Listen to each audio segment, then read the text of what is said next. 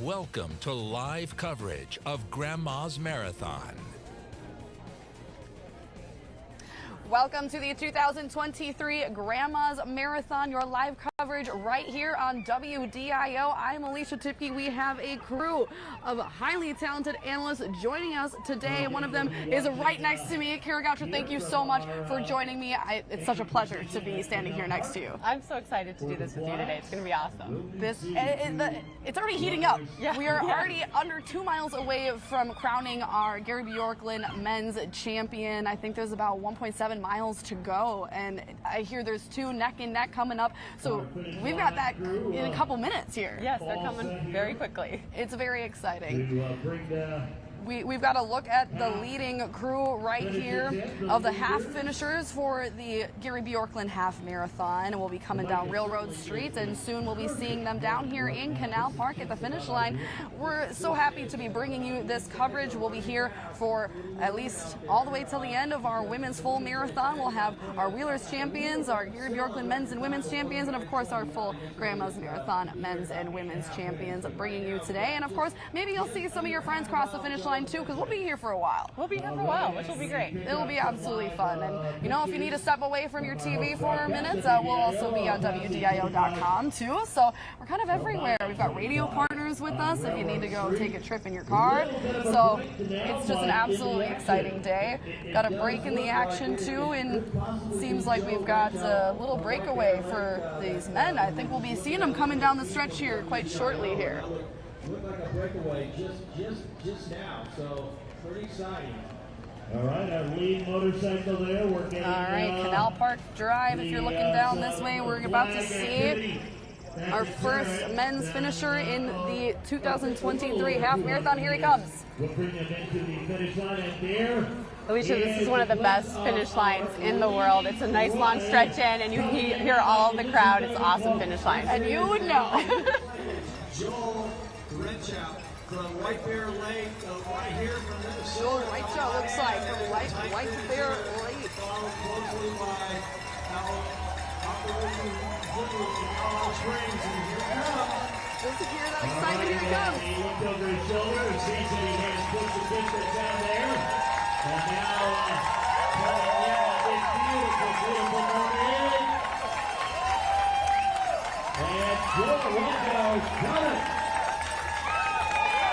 And he takes the gold medal. And here in second place, our lucky Joe. The train's out of Colorado Springs, so already now two athletes grabbing the gold. All right, there they are, your number one and number two finishers in the Gary Bjorklund half marathon. Joel Rechow, right from White Bear Lake. I'm hearing from our announcers here, Minnesota native, winning a race right here. And this is a tight pack because we've got number three coming down the stretch right here. That's right. The third and fourth are very close. This will be the bronze medal here.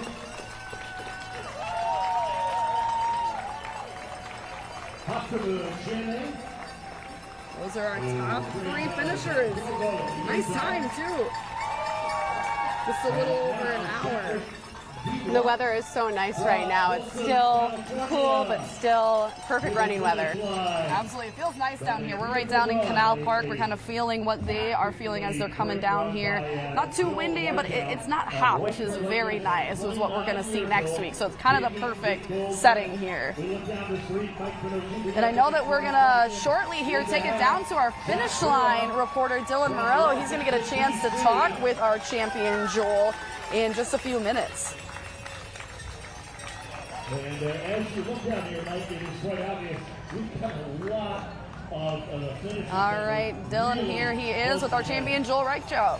Yeah, that's some fast cars out. Personal best today is our six-man finisher, Mohammed Baki from Minneapolis here. Well, Alicia, we're here with the Gary Bjorklund men's half marathon winner, Joel Rechow. So, Joel, take us through the race. How did it feel for you today out there? I tried to get it out a little bit quick. And kind of started out with a little bit of gap, and then people kind of caught up to me, and we kind of traded off the lead, kind of pack slowly dwindled down, and then kind of the last 3 miles, I just kind of tried to turn the pace down a little bit, and things spread out. Nice. First time winner for you. Just take us through the emotions, especially being a Minnesota native. How does it feel, to be in Minnesota, Duluth, and take us through that? It was amazing. Just hearing everybody cheer my name, and that's definitely been a big goal to try and take a win here. So super excited about it. Perfect. There you go, Alicia. We have Joel, the first winner of today's event. We'll have more action and more interviews live at the finish line. Awesome. Absolutely exciting to hear from him. And yeah, I bet being a Minnesota native, it means so much to win this race in front of, I know a lot of people, including, back-to-back Grandma's full champion, Dakota Lindward. She talks about how, she's not from Duluth, but it feels like a hometown race to her. Oh, absolutely. Yeah, I think Minnesota just feels like they own Grandma's Marathon, right? And Minnesotans feel connected to it in a way that's really amazing to see. And I know, of course, you've run here before, Kara, and you've run, you hold the women's half marathon record, but what we've been hearing is potentially that could be broken I'm shortly. so excited to hear this, I have to tell you, and it couldn't be by a better person. Maggie Montoya from Boulder, Colorado, we've heard has broken away, has quite a big lead, and is on course record pace. She's an incredible human. I actually see her out in Boulder where she does her training, and it would be a treat for me to see her break that record. Awesome, and we would need her to come in just about 3.5 minutes in order to make that happen. Well, she's been having an incredible season. She has had a great spring. She just placed 5th at the Boulder, and she's sharp. This is a great place for her to come. I think we're going to see, obviously, if she breaks the record, that will be a big personal best for her, and it's just a treat to see someone run a PR. So we're in for a treat here. Absolutely exciting. And for you, of course, a lot of people say, records are made to be broken, and you have so much excitement about this. What does it mean for you to be here and potentially see it in person? The sport has progressed since I stopped racing, and I'm proud of that, and I feel like I helped pull the sport along a little bit. So it's really good to see these women step it up and take the sport to a new place. And so, that's what you hope. You hope the sport grows and is better when you leave it, and I'm excited to see that happen. Absolutely. Big running John Hunter Hicks. 25 from Flag in the hot country of Arizona. And Felix will continue to watch the race. All right, I believe we're seeing Maggie now coming down Railroad Streets. About to make her turn onto Cal Park Drive. It'll be really exciting to see if she has a shot here. As you look at the time here, the finish line, we're at 1:07:30. We're just waiting for the signal from John Carlson at the very end for the final straightaway. I'm so excited, Alicia. I want to see this record go down. I want to see Maggie nab this right now. We are so close. She is very close, and she looked very strong when we saw her on Railroad Street there. She looked very in control, and so pretty soon they're going to lift that flag, and we'll be able to see her coming down the home stretch. Montoya in the lead. We are about 1 minute and 46 seconds away from that record. Triumphal entrance to Canal Park here. My heart is beating. So is mine. This is so exciting. I'm so glad we get to share this with all of you. What a moment to be a part of. It's just awesome, and she's had such an incredible year.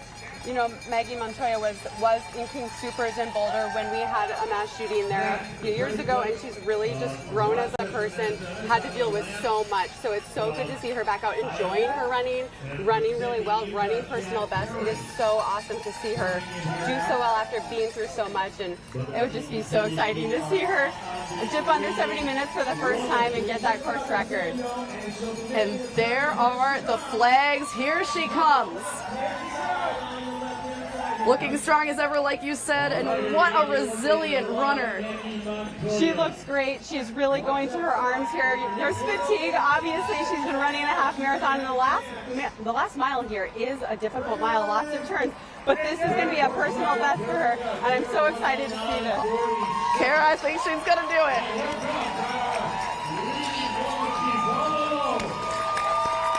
Here she comes.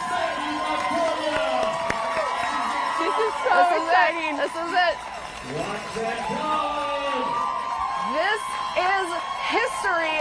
You guys just witnessed a record-breaking Gary Bjorklund half marathon run by Maggie Montoya. Kara, your emotions. She just broke your record since 2012. Yeah, it did too long. Honestly, I'm so excited to see her do that, and also to see her take her running to a next level. She had never broken 70 minutes before, and she was, what, 35 seconds under there. So that's a 45-second personal best for her. Wow. What a year she's having. What a race, and I'm so happy to see the record go to her. This is absolutely fantastic what we just witnessed here at Grandma's Marathon. We're going to take it down to Dylan Morello. He's going to get the opportunity to talk with Maggie about her record-winning run. Jonah Castaneda from Minneapolis, Luke Podesky from St. Louis, Missouri. Here with Maggie Montoya, the Gary Birkeland Half Marathon winner, record breaking. I mean, that's got to feel special for you. Yeah, I had no idea. I was just trying to keep my teammate Carlos in sight. My coach is just like, keep him near and you'll run fast. And so I've had a bad string of halves, and I'm happy to have something good go here. And I've been wanting to come here for years. My teammates have been coming here for years. So excited. So first time coming here, just take us through the emotions, the atmosphere, the fans, all the kettlebells, everybody cheering for you, the flowers at that. Oh, beautiful flowers. I love these. And beautiful running along the water. Like, it was so peaceful driving out to the start line, seeing the water. Yeah, beautiful. Perfect. Well, congratulations once again, beating the record by, right now, it looks to be 20 seconds, Alicia. Oh my goodness, Dylan, what a wonderful person, what a wonderful runner. I know that, yeah, Kara, you said you know Maggie? Yeah, I mean, I see her training in Boulder. She runs for Roots Running, and it's been really great to see her progress, especially over the last year and a half. She's really stepped it up as an athlete. She's run a really good marathon, and now we see her with a big, big personal best in the half. Yeah, what an amazing run by her. This is so exciting to watch these records get broken. You know, as we were kind of talking, you know, they're made to be broken. It's exciting, and about 11 years after you said it, it's now been broken and up for grabs for everyone else. But that story you're talking about with her in Boulder, it's so exciting to watch where she's come now, and to know that, you know, how much running really helps people through some of these difficult moments. Absolutely. You know, obviously what she experienced was extremely traumatic, but running has been a source of strength for her through it all, and it's just so good to see her smiling and running well and being able to enjoy all of it. She really deserves that, and I just couldn't be more thrilled to have her be the one that broke it. Absolutely exciting. Now we've got a slew more of our Gary Bjorklund Half Marathon runners crossing the finish line here. With the quickly Allie Schleich from Seattle, Oregon, and so we'll find out here shortly. She may have overtaken Lydia. Perfect. Doug, thanks for joining us here. What's it been like, you know, to watch these runners come across the finish line already?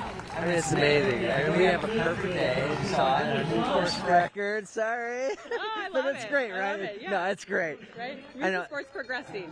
You know, myself having set world records, like career records, you know, I got to room with the guy whose records I broke here, you know, and then to have somebody else break the record, why not, right? Once you get it, you get it. Yeah. It doesn't go away. Absolutely. So you want to cheer on the next person to do it. You know, you set the bar. Yeah. You set the bar, right? So what makes you think that these conditions are right for record breaking? Well, very little wind. You know, last year we had a tailwind, but I think no wind, and it's just a cool temperature, and obviously we have clear skies, so it's kind of nice. It really ideal. It was ideal. Viewers who, you know, might not know, talk about your involvement with the Gary Bjorklund Half Marathon and kind of how you know so much.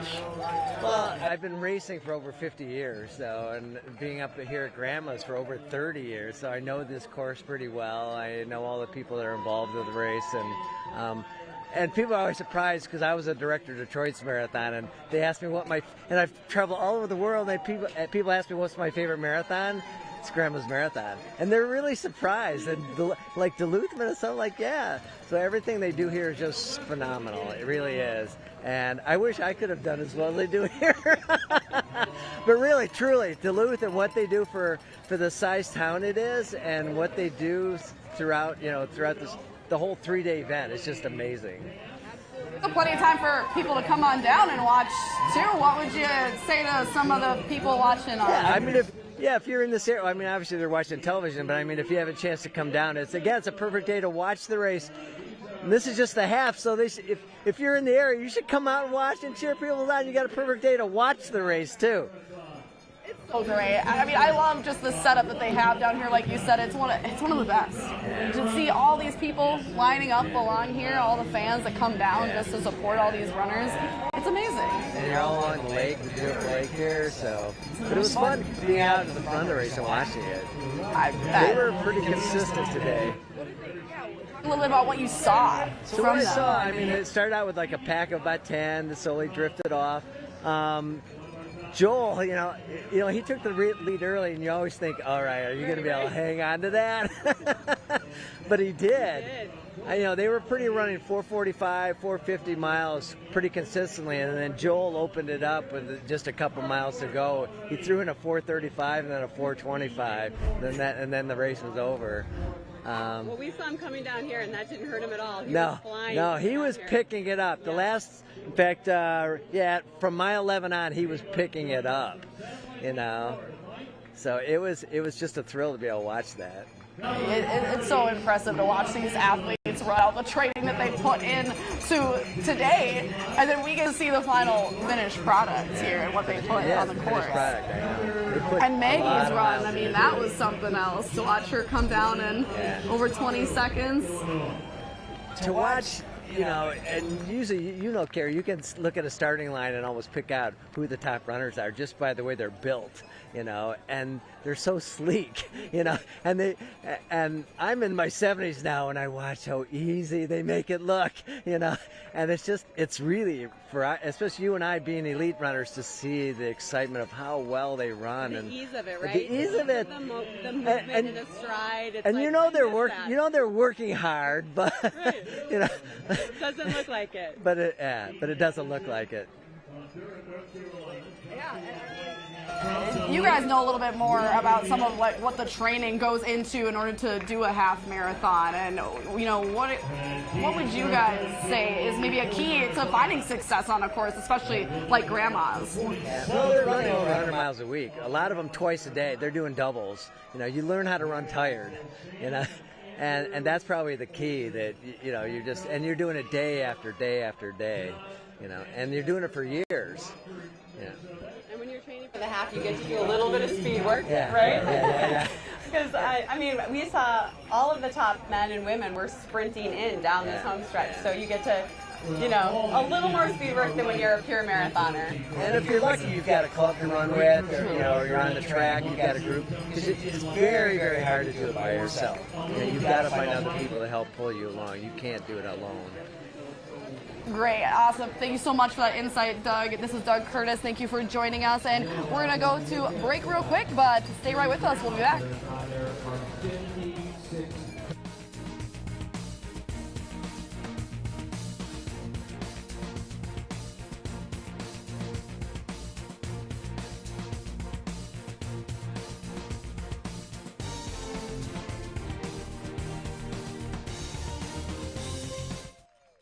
Quality shoes, clothing, and gifts from Bender's. Our family serving yours. Dr. David Montag, taking new patients at Community Memorial Hospital. Life is a whole collection of experiences, moments marking the different chapters of our lives. They can be hard, difficult to navigate. Also, beautiful, joyful, thrilling. We take pride in covering these moments. They're meaningful to us because this is our community. We share in these experiences right alongside you. Through the tough times and the good, one thing you can count on is we're with you through it all. WDIO is with you for life. I am so thankful for Dr. Schnell at Orthopedic Associates. I'm just a few months post-ankle surgery. Now I am able to lightly jog and even run short distances, all without pain. I never thought I would be able to do this again without consequence. I feel like I got my life back. I would recommend her to anyone dealing with foot pain.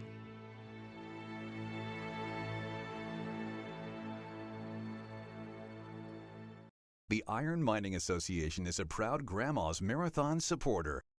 Chum's Rhubarb Festival, June 24th at Stella Maris Academy. The Rhubarb Festival is a fun-filled day with all proceeds benefiting Chum. Chum's Rhubarb Festival, June 24th at Stella Maris Academy. There's going to be pie, and more pie. Gogebic Community College. Bold careers begin here. Keyport Liquor, now open in Duluth.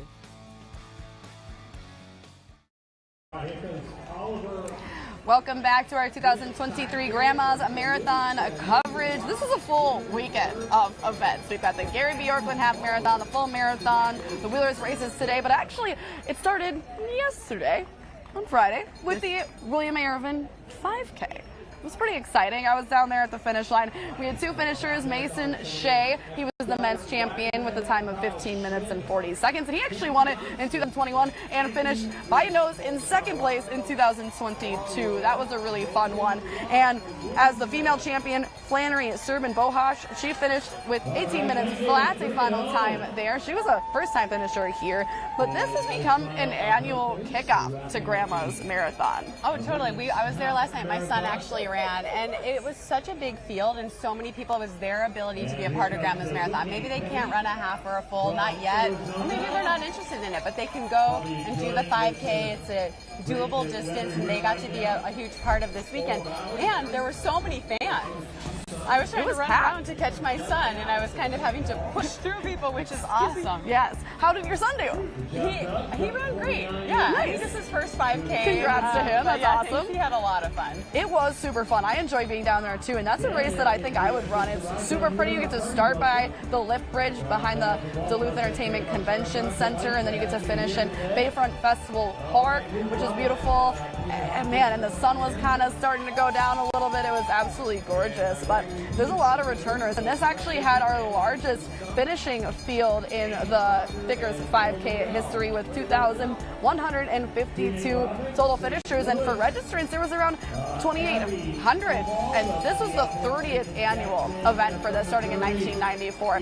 The first one had a little around 900, and so to now have over 2,100 finishers, just to watch that race grow along with Grandma's now in its 47th year, it's pretty exciting. It was really exciting. I really didn't realize how big it was. I haven't been down here for a couple of years to see it, and I was pleasantly surprised at how many people were out cheering and people running. And I did have a few people tell me yesterday at the expo that they were doing the challenge, which is the 5K last night and the marathon or half marathon today, and so that's pretty fun too. There's people that are out here doing both races. Have you ever done something like that, a 5K and then a half, like back to back? No.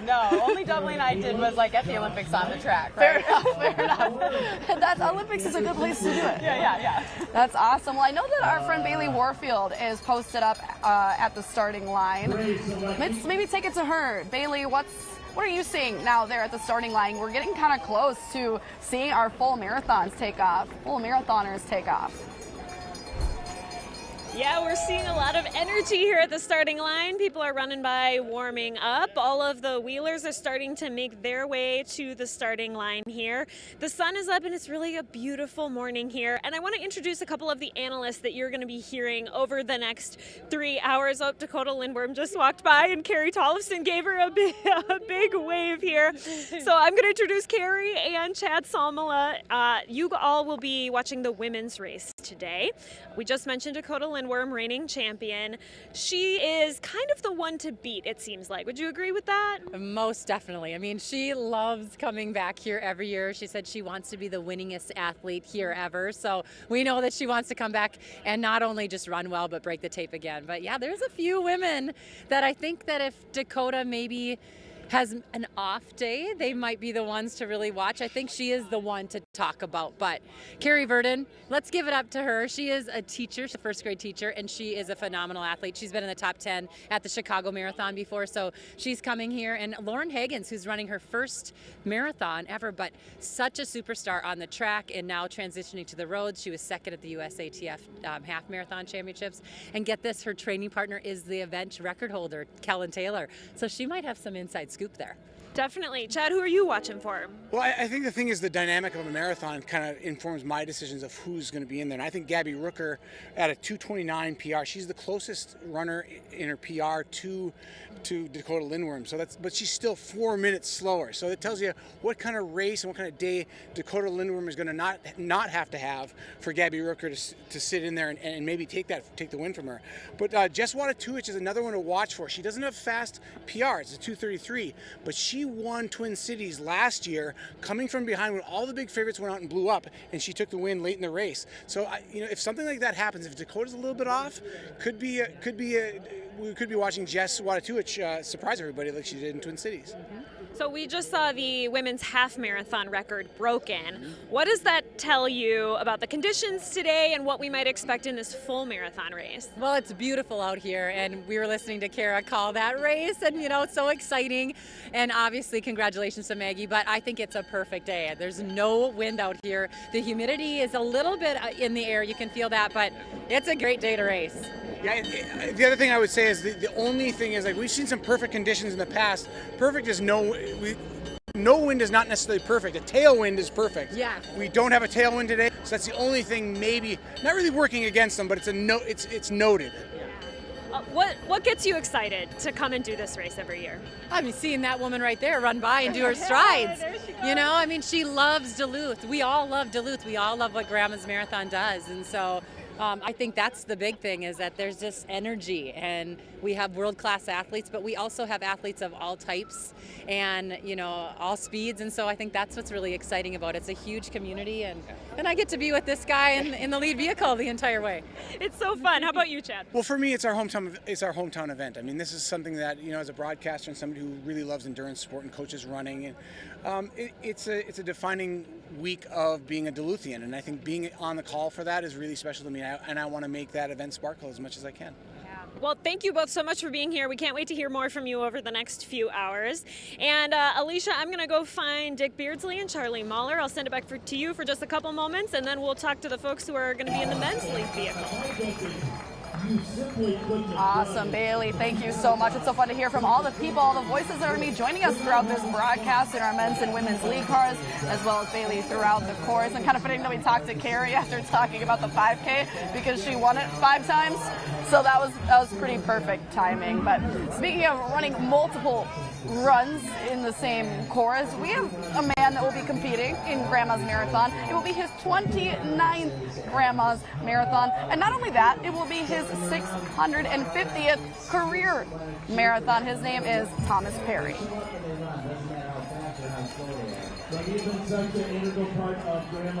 We will. No worries.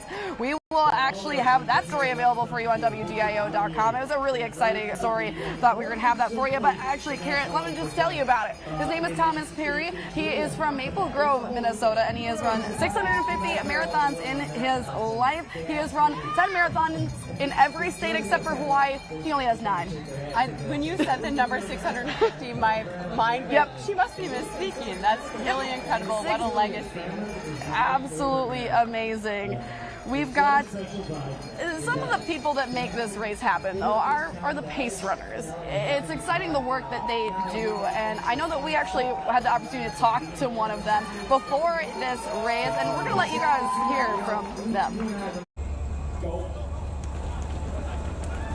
When you're focused on crossing that finish line at or under a certain time, in this case, 3 hours, David Hypenen is your guy. So 3-hour pace average is about 6:49 per mile. He's the 3-hour pace runner for Saturday, which means if you're trying to run in 3 hours, you'll be following his flag. But I have been practicing, believe it or not, carrying a shoe, running in training with that, because the shoe's a little bit heavier than a sign. But I wanted to get used to my arm being stuck like this and just trying to get that momentum going. An experienced runner, David has laced up for Grandma's many times. Dad duties led to his decision to sit out this year. Still, when someone asked him to be a pace runner, he reconsidered. My wife was my biggest cheerleader. She's like, when are you going to get an opportunity like this to do that? Do something like this to help other people, be part of the community. And It's not easy, and it means a true commitment to the clock. It is an application process for our pace teams, and so that might be one of the hardest things out there on race day, other than maybe the people who are trying to win, because they're responsible for a lot of other people and how their race goes. And David, at 43, is honored and grateful to be part of what he hopes is a big pack on race day. So I'm just excited to see all the people trying to qualify for Boston, the people that are trying to break 3 hours or whatever it is, whatever their goals are. I'll feed off that. They'll give me energy, and I hope I can give them energy as well. So.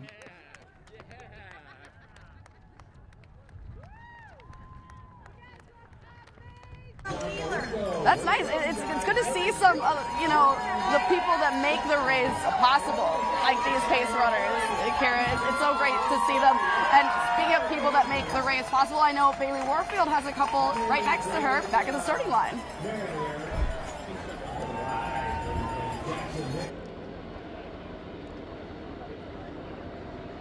All right, welcome back to the starting line here in Two Harbors. The elite runners are making their way to the starting line. We want to quick introduce Dick Beardley and Charlie Mahler, our men's lead car analysts. Thank you both so much for being here. Dick, tell me a little bit about who you'll be watching for today. Well, it's hard not to watch Dominic Endoro. You know, Dominic broke the record that I'd had for 33 years in 2014. He's the nicest guy. He won again last year in 2:09:34. He just came off the Houston Marathon back in January, ran 2:10. He's fit and ready to go. So if I had to pick one guy, it'd be picking Dominic Endoro for the win. And Charlie, how about you? Who are you watching for? Well, there's a 4-time champion in the race, Alicia Barneau.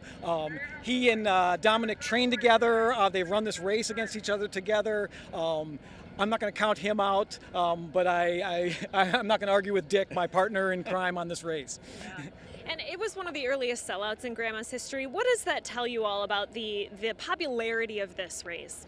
Well, I think, race organizers are wondering just what the state of the industry is since the pandemic, and to sell out quickly in this sort of new reality. It's wonderful. It speaks well for the runners. It speaks well for Grandma's Marathon and today. Well, they are clearing the road so that the wheelchair racers can get started shortly. So we'll send it back to Alicia and Kara so we can go get set and show you the very exciting start of the 47th running of Grandma's Marathon. Wonderful. Thank you so much, Bailey. I know that one's slated for about 7:35, so we're coming up on that in a couple minutes. I know Aaron Pike, repeat champion, 4-time champion, is back in the field for the men, and Jenna Fessmeyer for the women. She finished second last year, so a nice field that we'll see this year. Yeah, Fessmeyer set her PR here, so we'll keep our eye on that to see if she can get another PR here at Grandma's. And Aaron Pike likes those close finishes. We were discussing how he's been really close, a close win twice, but very, very close finishes. He's not afraid to leave it to the end, so that's nervous for us fans, but it'll be exciting to see him out there. It will be. It's fun to hear just the cheers. We're roaring up behind us as more and more people's family and friends are crossing the finish line in still the Gary Bjorklund Half Marathon, which is this huge pack that you're seeing coming down Lemon Drop Hill right now. We're about an hour and 32 minutes into that race. You can see the clock in the upper right-hand corner of that. And man, the weather is still absolutely gorgeous down here. It is absolutely gorgeous. I know we checked in with Chad Sommel and Carrie Tollefson, and Chad said it isn't perfect weather because they don't have a tailwind. But really, this is, besides the tailwind, which is kind of like a gift from God, this is as good as it gets marathon weather. The temperature is beautiful. There's no wind, and just a great day for people to run fast and enjoy their experience. And a lot of these folks were captured on television. They don't even know, and this is fantastic coverage. Yeah, great. It really is. I mean, it is a sea of humanity. It'll be fun to see, with this lack of tailwind, how these wheelers do. But I know that the kind of hilliness of the course is really fun for them. Kind of hearing them talk about that, and we have these, press conferences on Friday leading up, and hearing from Jenna. Nice little flyover. You guys might have heard those jets. Right there, welcome, thank you. It is, when you think about it, and with all the people that are on the course playing music. Well, we are about 45 seconds from the start of our 2023 Wheelers race let's take it back to Bailey Warfield at that starting line.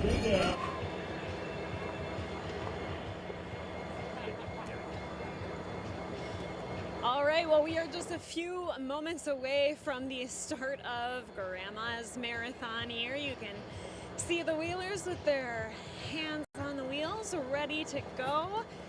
It's always an exciting start, and it's always fun to see them along the course. They are just 26.2 miles away from the finish line in Canal Park. And here comes the starting horn.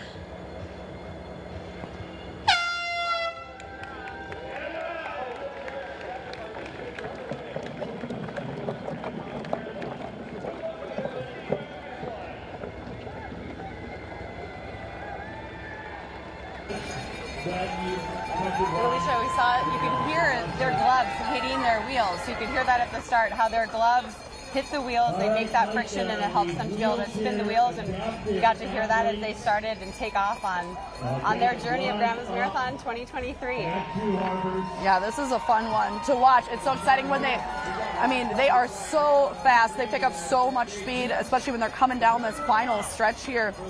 I know that, Aaron Pike, it takes him just about an hour and 20 minutes. He's in that pack that you just saw depart the finish line there. And then shortly we will see the elite women and all of the wheelers here in this year's pack depart the starting line. And their skill is unmatched. It's so impressive. We're hearing from Jenna just how the sport yesterday has evolved and how exciting it is to see so many people be a part of this division of the race.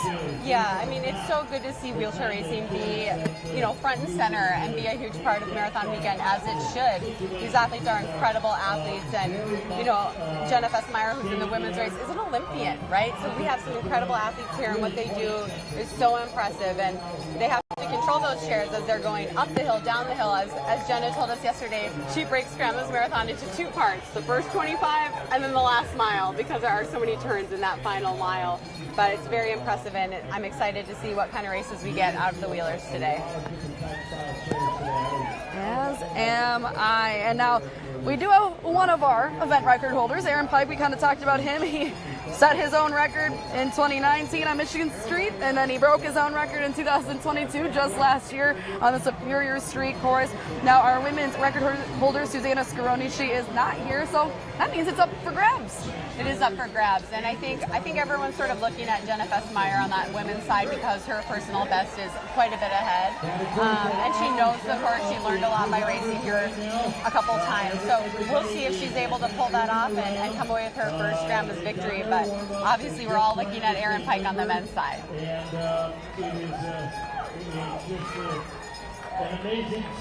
Yeah, it's pretty exciting. Aaron is a huge fan of the really tight finishes. He won last year, beating out the previous year's champion, John Boy Smith, by only 3 seconds, and either of those would have been record-breaking times. Yeah, it's incredible, and he's not afraid. He's not afraid to be, in it tightly. We're watching it thinking, one of you go. It's nerve-wracking to watch, but he's comfortable in a close, tight race, and honestly, that helps them go faster. Then they're working together. Sometimes one can draft off of another athlete, and it just helps them, have even faster times across the course. Absolutely. And right now we're seeing the start of the men's Grandma's Marathon. All of our men's athletes lining up there. Some multi Grandma's Marathon champions in that pack. We have our returning champion, Dominic Ondura. We have one of the winningest men's champions in Grandma's history, Alicia Barno, in that pack. He's got 4 titles under his name, looking to make it 5. This is going to be a really good race. This is going to be a great race. I do feel like the men's race is very deep this year, and we could see a big pack for a while. We'll just have to see how it shakes out, but we could potentially see a big group of men in that lead pack. Absolutely, and I know, of course, our own Bailey Warfield is up there at the starting line. Let's take it out to Bailey. Bailey, what are you seeing as these men are lining up? They look ready and rearing to go. Getting a few instructions here. A lot of them are having a last thing to eat or stretching out. I saw one guy dump some water over his head. I don't know, I guess he needs to cool off already. It feels pretty nice up here to me right now, but they're getting some last instructions. I always appreciate that with the elite runners. You can see their names right on their bibs. It's kind of a nice thing to pick a few people out of the crowd, a few of those names that our analysts will be mentioning. I just heard a 30-second warning for them as they all get set and ready. Some of them are getting those watches set. The horn is in the air, and our elite men's group is about to take off on the 47th running of Grandma's Marathon. Just said, have a great race, and the race has begun.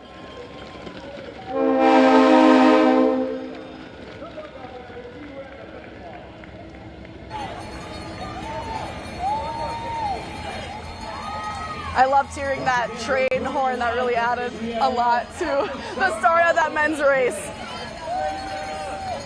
Look at them go. We are now in the lead car. Let's take it off to them. Guys, what are you seeing as these men get off to the first couple steps of this Grandma's Marathon?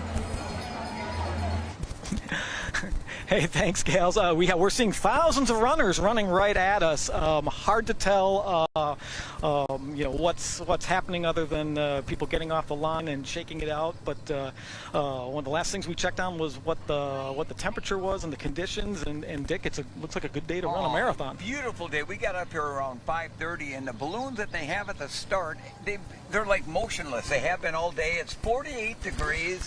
You know, we've got that little bit of hazy sunshine. There's a little bit of smoke in the air, but not bad. It shouldn't affect the runners. And it's about an ideal day to run, no wind, so they don't have to worry about that. And of course, you've got thousands of runners. The elite men, it's kind of, if people can take a look at when the geese are migrating, you kind of got that V. That's what we're starting to form now, Charlie, just a little bit. Right. Yeah, you can see a bit of separation. Hard to tell who's in that pack until we recognize people. Although I know two-time champion, course record holder Dominic Andoro likes to run with a T-shirt underneath his singlet. So I'm guessing that's him at the 4 with the orange T-shirt under his singlet. We're expecting. I mean, you never know what to expect in a marathon, but it wouldn't surprise me if before too long this pack winnows down to about 10 runners, and the people we're looking at are Dominic Andoro, the course record holder, Alicia Barneau, the 4-time champion. They're both from Kenya, trained together in the Eldoret, Kenya area. There's a Grandma's debutante who's run marathons elsewhere, never in North America though, Thomas Kiplagat, who has a 2:06 personal best. So he's someone who we'll be trying to identify and keep an eye on. There's an American that's got a 2:09 PR, Kevin Lynch. He and his brother are actually running the race, so we'll try to find them as things sort out a little bit. But it looks like right now, Dick, we've got maybe a lead pack of about 12 runners. I think I see Kevin Lynch in there. I think I see St. Paul's Danny Doherty in there. And here's the deal too, Charlie, is that we don't have a mile split yet. We've only gone about a half a mile, but just looking at their cadence and their leg turnover, they're looking at like they're going out at a pretty good clip. Yep, it looks like they're working together and getting off to a good pace. So we'll send it back to Canal Park. Yeah, nice pace. They always kind of like to pack up like that, at least to start, and then maybe someone breaks away at the end to kind of get their own tailwind. They talk about saving energy that way a little bit. It is like you get in a pack, you're not thinking about pace, you're just sort of tucked in and letting your mind be free. And so they really want to be in a pack as long as possible. It helps them drag along and have more energy later in the race. Absolutely, and kind of exciting. Recently, the elite women, they get their own starting line here. That's what you're seeing, them all lining up down by our own Bailey Warfield. Let's take it back down to her and hear what you're seeing as these women prepare to depart the starting line for Grandma's Marathon.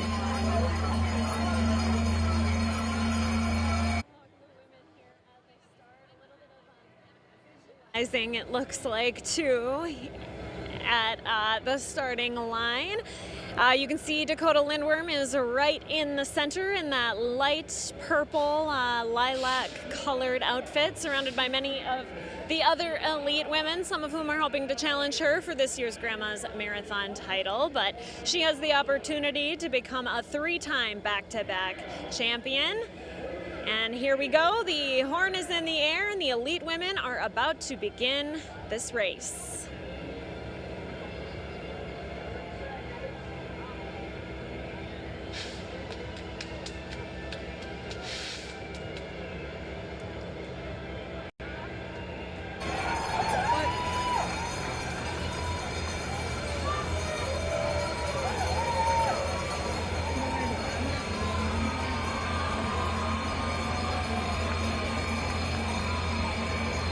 This is where you're feeling all those butterflies, Alicia, and you just want to get going, right? You just want to hear that horn and take off.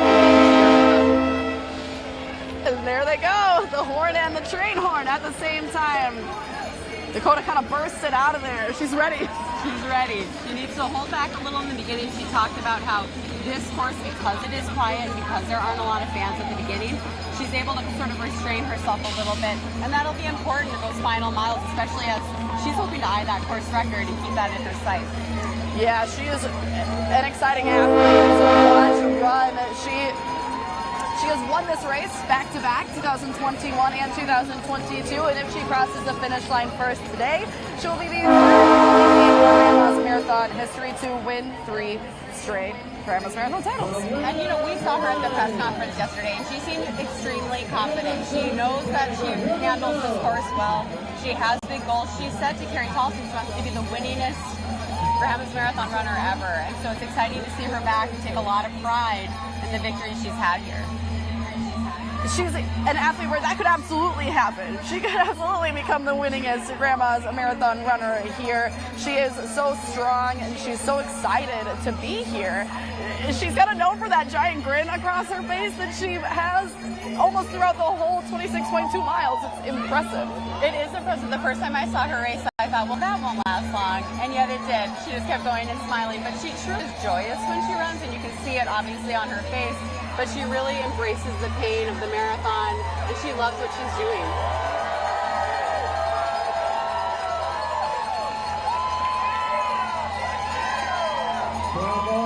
Here you're viewing our women's lead car. Carrie, Chad, what are you guys seeing here? Early legs, I know, but still, how are they looking out there?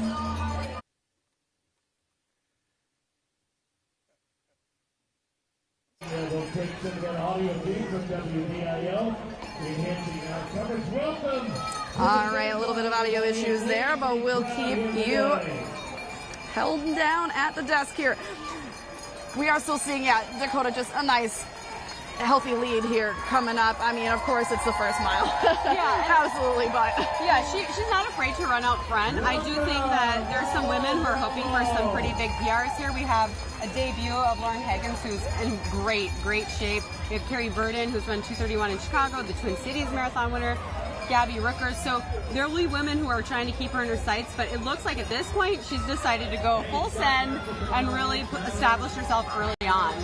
I know in 2021 she talked about picking out a kind of pack of that elite men to run with because she liked that pace that they had kept with. And she said, obviously she loves all of the women that she runs with, but that was kind of her shtick, and it seems to me that she's kind of picked that out for herself. It's easier to run in a pack or to chase someone, and so if she can use some men, that's great for her, help them. It gives her something to look to, someone to work with, and that will really help her. Awesome. Now let's take it out to this women's lead car. There we've got Carrie Tolson and Chad Samala. Carrie and Chad, what are you guys seeing? You guys are right in front of her.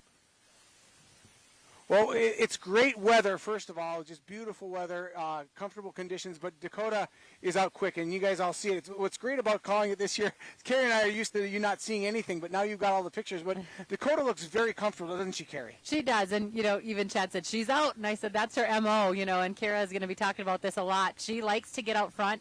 We've seen her at, all sorts of marathons and races where this woman is a leader. Like, she likes to get out, and that's where she finds her calm. She likes to get out front, get established in the race, get into her rhythm, and not really let anyone else dictate. We've seen it time and time again on this course, but on all different race courses and all different distances. She's just someone that likes to be up front, and that's what we're seeing right now.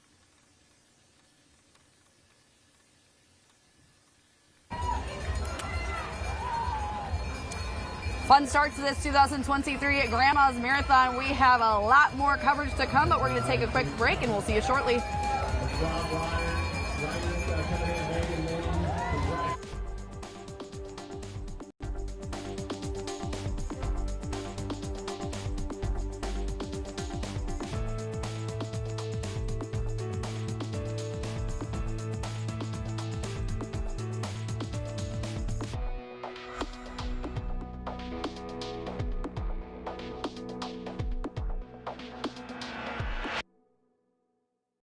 Dr. David Montag, taking new patients at Community Memorial Hospital. The Iron Mining Association is a proud Grandma's Marathon supporter. Hey Bailey, why is the lift so positive? It's so positive because that's what we choose to make it. And we all have that opportunity every day. So we spend a half hour introducing you to great people, having some fun, and just exploring this area. I am so thankful for Dr. Schnell at Orthopedic Associates. I'm just a few months post-ankle surgery.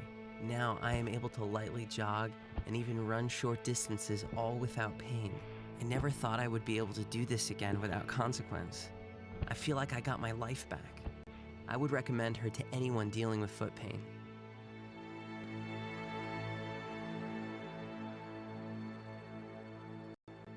Gogebic Community College. Bold careers begin here.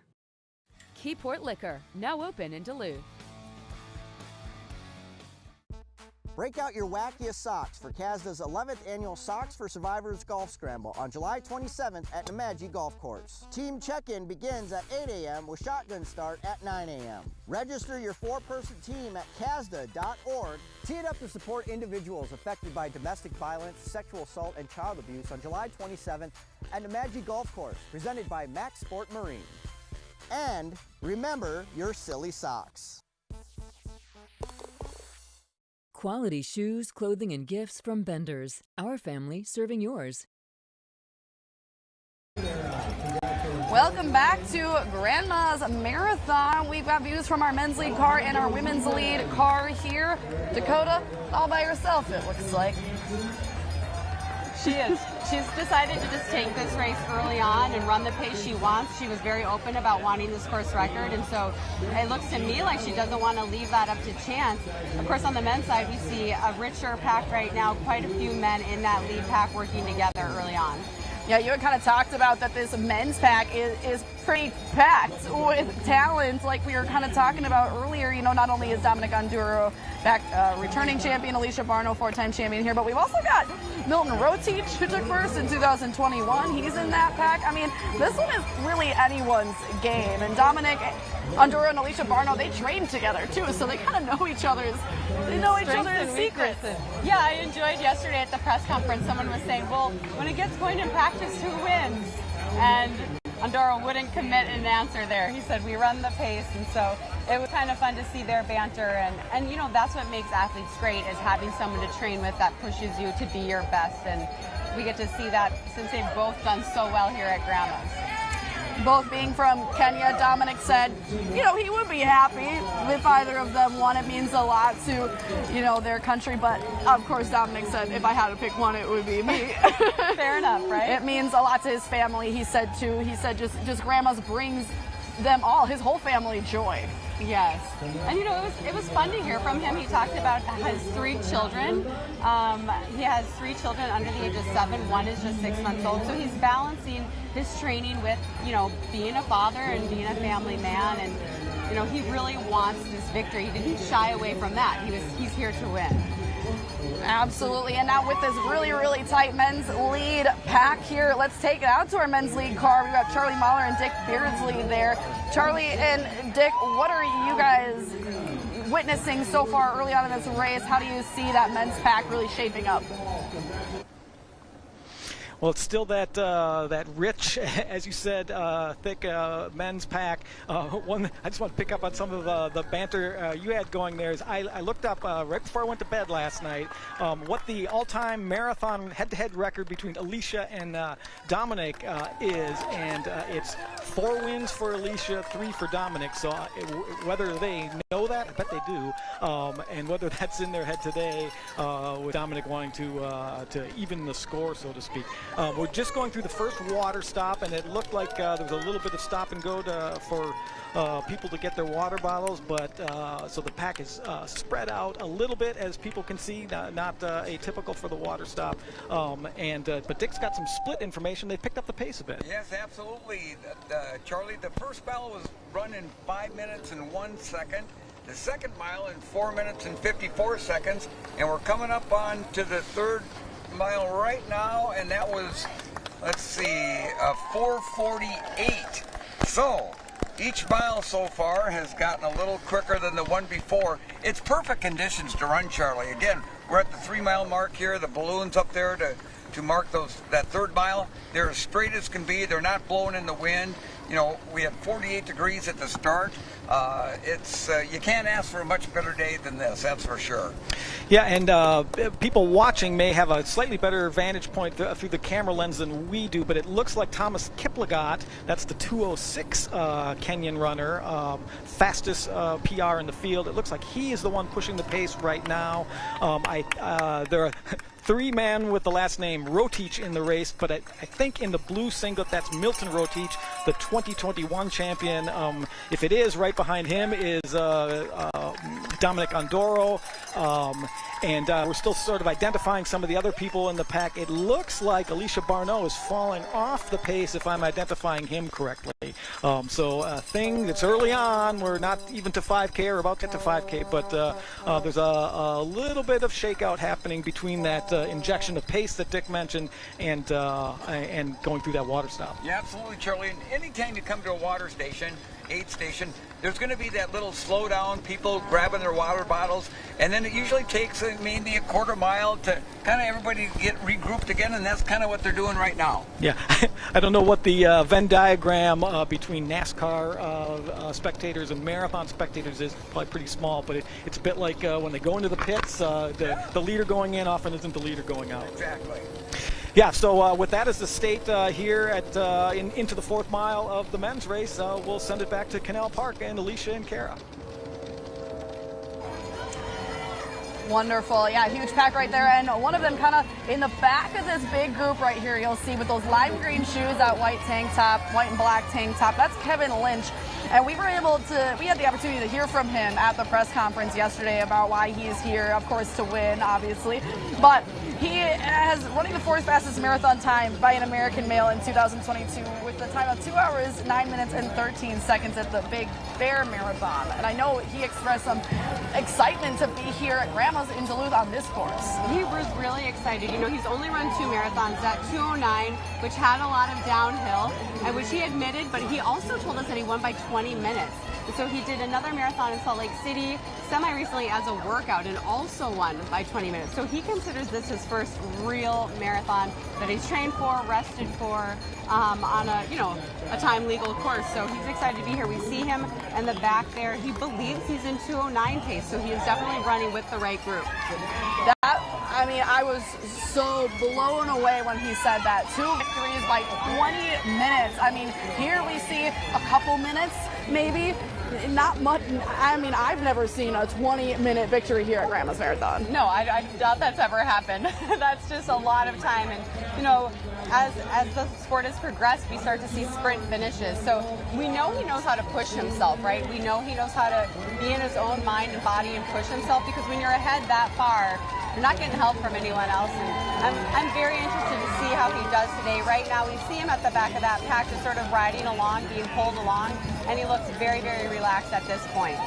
He does, and that's a fantastic time, that 2:09. And I know he was sitting right next to Dominic Ondoro, a 2-time Grandma's champ, and he said, you know, he knows the competition that he's up against, but as he said, he thinks he can do it. And so far, he's seems like he has a really good strategy kind of drafting this other back end of this elite pack here. Yeah, I mean, this is a great field, so he's put himself in great position to just sit in the back and be pulled along. And we saw the men moving across the road there to run the tangent. They want to run the shortest distance possible, so we'll see them on occasion cross the road because they're coming up to a turn and they want to run the shortest distance. But this is a very deep field, and this is exciting. We don't, sometimes we see a breakaway early on like we're seeing in the women's race, and we can't really see what's happening, but with this big, deep field, we get to see a lot of men. Yeah, I'm talking about that breakaway with the women. I mean, there's Dakota all by herself. Dakota Lindworm, your back-to-back champion, and this is just such an impressive breakaway by her. I mean, she did this last year too, where she takes her own pace, takes her own stride, and just runs away with it. She was so excited to get back here, and I mean, mentally she's absolutely there. Of course, physically we can see that she is there as well. She's not afraid to run the race that she wants to run. She's not going to sit around in a pack. She's like, this is the time I want to run. I want to be hitting, high 520s, low 530s, and I'm going to make that happen. And she really takes it into her own hands. And we see her, it's early in the race, but this is what we're used to seeing her doing. This is a tale of two marathons here at Grandma's. One absolutely tight-knit men's pack with maybe even 10 runners there, and then your own Dakota Lindworm here all by herself. Carrie Tollefson, Chad Summel, you guys are in that women's lead car. It looks like she just ran past you, a little bit faster than your car, even, it seems like. She smiled, waved. Just to look at the splits, and I love doing this, and Carrie does as well, but we have her splits from last year up on here, as well as Kellen Taylor's record time. She is basically 1 second at 2 miles, 1 second off the record time at 2 miles set by Kellen Taylor, going mile for mile, and she's actually 6 seconds slower than her 2 mile time last year. Carrie, what do you think of those numbers? Well, I mean, I think that's been the goal for her, right, is to get this event record, and she's talked about that. And I just love that, Dakota's known for her smiling. She just gave me even, like, the eyebrows up. She is feeling good. She's relaxed. And, we have this big year coming. And, Kara, you can speak on this. It's the Olympic trials year coming up in February. Then the Olympic trials will be in February. And Dakota has that time. She is not worried about having to set times before the Olympic trials. But she is thinking about the Olympic Games. Thanks. Right now, she is 10th on the list for U.S. American distance running. She needs to be in the top 3, or roughly. We can get into that, too. There's a couple other ways you can make our Olympic team. But that's the thing. It's so fun for Dakota now. She is not thinking so much about what she needs to do to get to the Olympic trials. She can focus on today's race and just run her race, and she's doing exactly that. Just going 3 miles. What was that split? 16:29. 16:29, so she is right on pace, running 5:30. She is just like a robot out there. Yeah, I think back to a year ago, and how we saw Dakota Lindworm approach this race, we're seeing almost a carbon copy. The really only difference is like the proximity of men runners to her, and that's the interesting thing about this women's competition. We see it every year with the women competing with the general open men, the non-elite men. Dakota Lindworm gets a little bit of a draft off these athletes and a little bit of a boost, doesn't she? She doesn't have anyone right around her right now. There's not much of a wind here, but it is that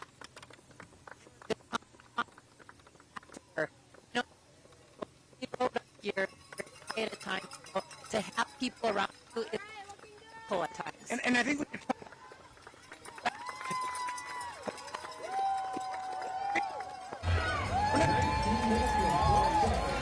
Signal gets a little tricky on that course, but man, does she look strong still. It's so fun to get this view of her throughout this run, to watch Dakota excel as this race continues. I mean, we're still in the early stages of this race. We started a little bit under 20 minutes ago, and she's chugging. She is, and Carrie Tollefson was mentioning that she's already qualified for the Olympic trials, and she sits about 10th on that list in 3 go. And this is an opportunity for Dakota to really, practice what she needs to do in Orlando in February to make that team. Of course, that's the big goal. It's the goal of like pretty much every elite athlete is to make an Olympic team. But this is a chance for her to really be in her body and push herself because she knows it's going to take a little bit more of an effort to make that team. And it's just exciting to see her do that. She wants to be a better athlete. She's already an amazing athlete, but she wants to get even better. And so she's willing to put herself out like this and really push herself to get to that next level that she wants to be at.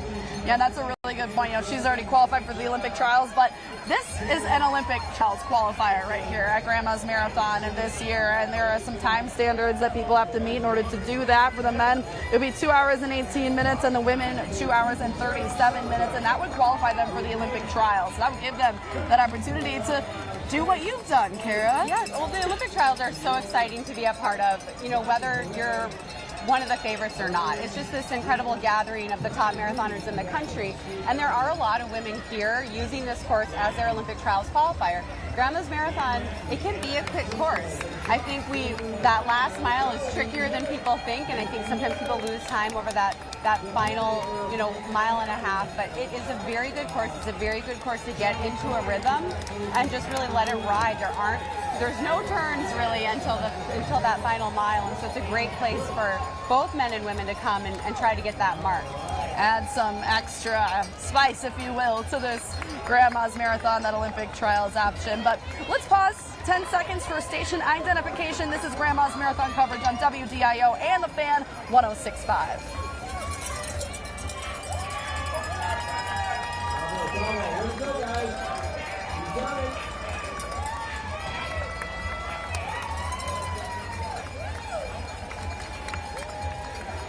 And here we are with both of our men's and women's lead car coverage here. They're both doing fantastic in this early leg of the race. We will get right back to these views after this break.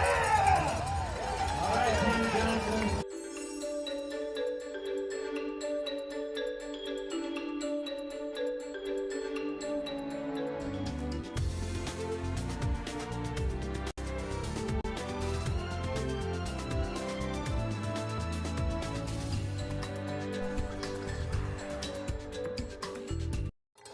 The Iron Mining Association is a proud Grandma's Marathon supporter. I am so thankful for Dr. Schnell at Orthopedic Associates. I'm just a few months post-ankle surgery. Now I am able to lightly jog and even run short distances all without pain. I never thought I would be able to do this again without consequence. I feel like I got my life back. I would recommend her to anyone dealing with foot pain.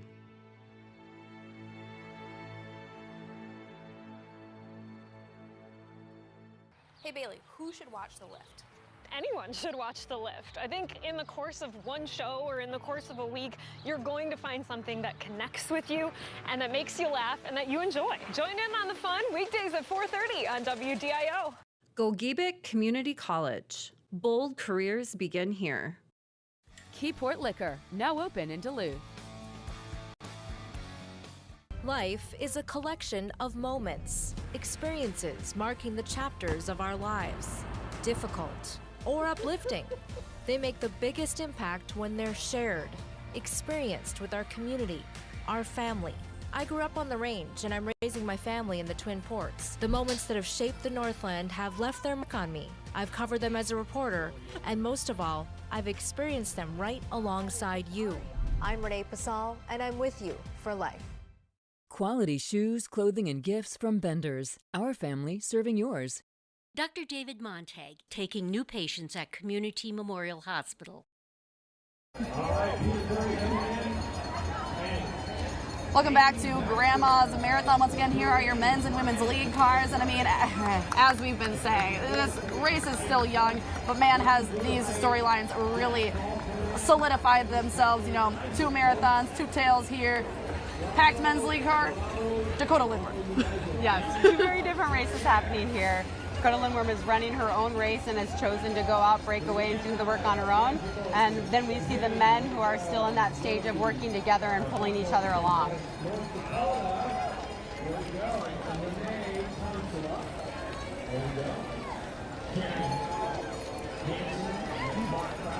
This is such a good day for this, a good race for this, and to see what these athletes can achieve here.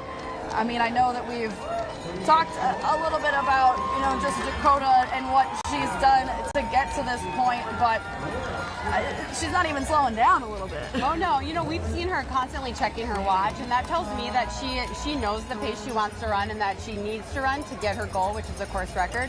And so we see her consistently look at her watch. That's not out of fear. That's out of, hey, stick to the race plan, do what you need to do. You know, she talked about holding herself back a little bit in those beginning stages because, as we've talked about a lot yesterday, negative splitting is the way to do it. You know, a second half faster than the first half is the way to do it. And she has a tendency to go out a little bit quick, so I think she's really trying to maintain the pace that she needs, knowing that she's hoping to pick it up over the second half. For you being an Olympic runner yourself, what is kind of the pros of breaking away like this, kind of being on your own? You know, I think in this particular situation, if she was just going for the win, she might try to run with the women for a while, but she really wants this course record. And you know, these types of races, whether she gets it or not, or falters, they make you a better athlete. You know, you put yourself on the line, you risk a little bit, and you learn so much about yourself. Whether it goes the way you want or doesn't, you learn a lot about yourself. And again, I think that Dakota is really trying to push herself. She said she will probably run another marathon before the Olympic trials, but this is her chance to run fast. You know, this is a course where she can run fast, and she knows she can.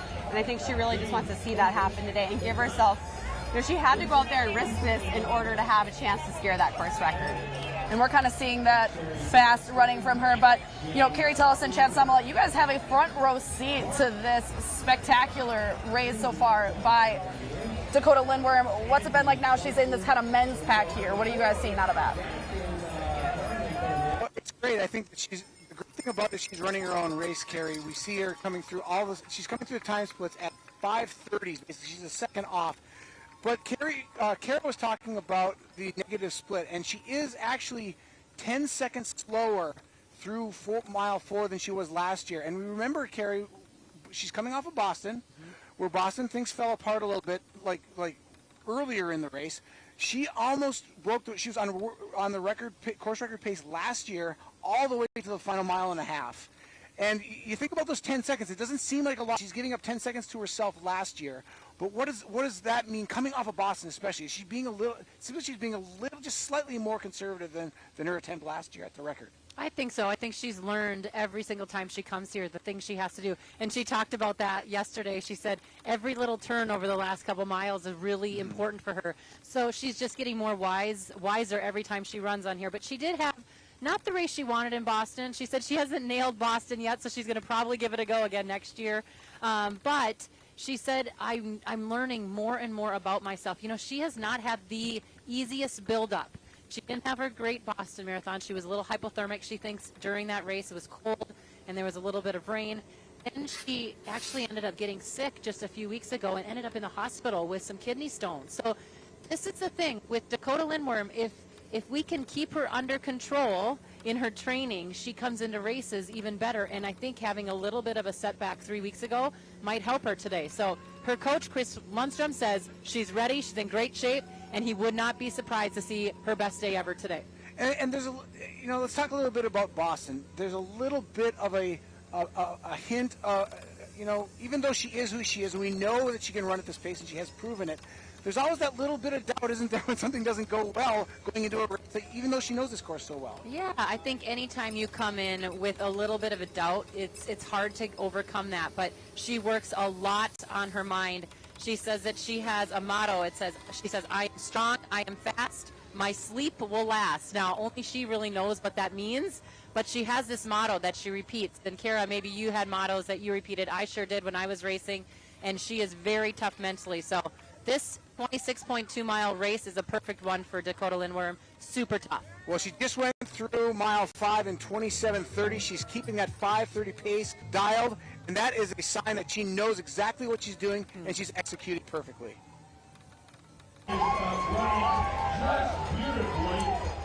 right, heard Carrie kind of mention, mantras. Carrie, what are yours?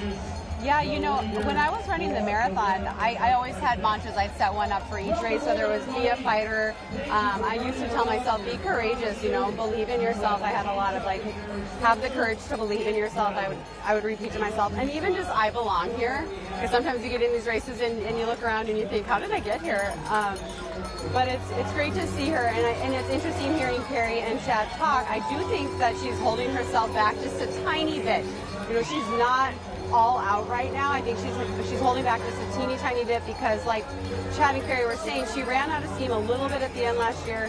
She wants to make sure that she has it when she needs it. And look at how much fun she's having. She's waving to the crowd. She's listening.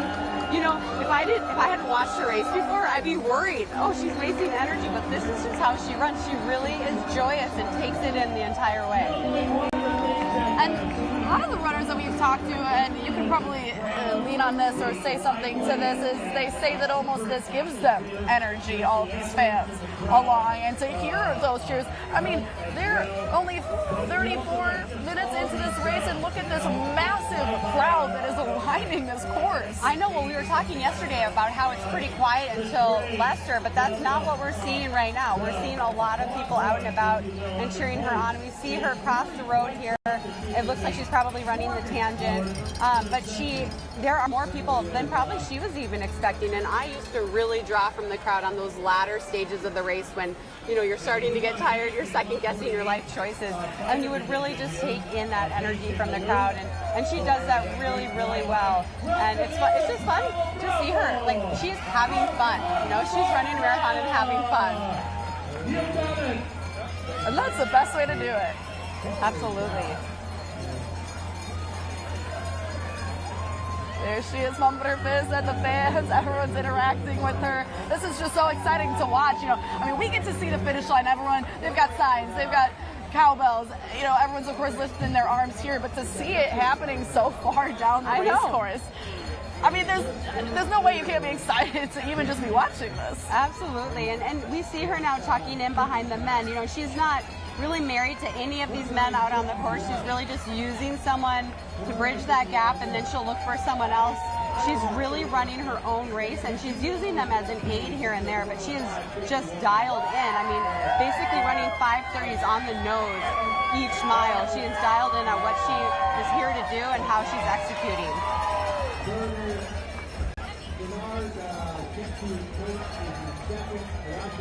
Still in the early stages of our full marathons, but man, we're about 2 hours and 15 minutes into this half marathon, and it's just streams and streams and streams of people coming across the finish line, seeing some fun signs like we mentioned. I mean, there's just excitement all across this day.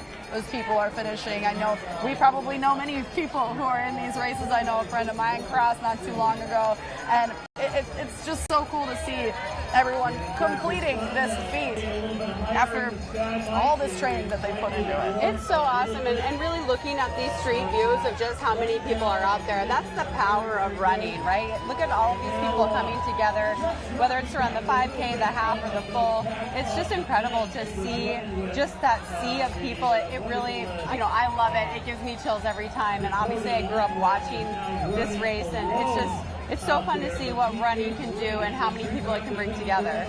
Absolutely, and talking about bringing people together, let's go take a check on that men's lead where that pack was so close together and see how that's shaping up now. There we still are. It was quite a bit smaller than when we checked in with them last time, but still, you can see quite a few pairs of feet here in this super tight, thick pack. Now, I asked you a little bit earlier what was the pros of running by yourself when we were looking at Dakota. Now, what are the pros of just this really, really tight, thick pack here?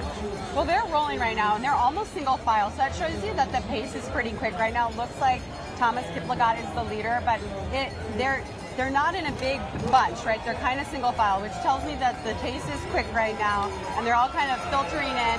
And again, it's the ability to get dragged along a little bit. That's what's so impressive about what Dakota is doing. It's much easier to run with people and kind of get pulled through that energy than it is to go out and make it happen on your own. Obviously, whoever's in the lead is doing the work, is not necessarily getting the benefit of being in the pack, although they hear the footsteps behind them and that motivates them. But really, they're all kind of tucked in there, just getting pulled through, and it really helps them shut their brains off, and even some physical energy of tenseness. They can just relax and not think and just follow. Yeah, wow. It's so intense how long they have stayed in this pack. I know Charlie Ballard, Dick Beardsley, you guys have been watching this, tracking this in this lead car this whole time. What has it been like to see them just stay this pack, this whole marathon so far, about 40 minutes in almost?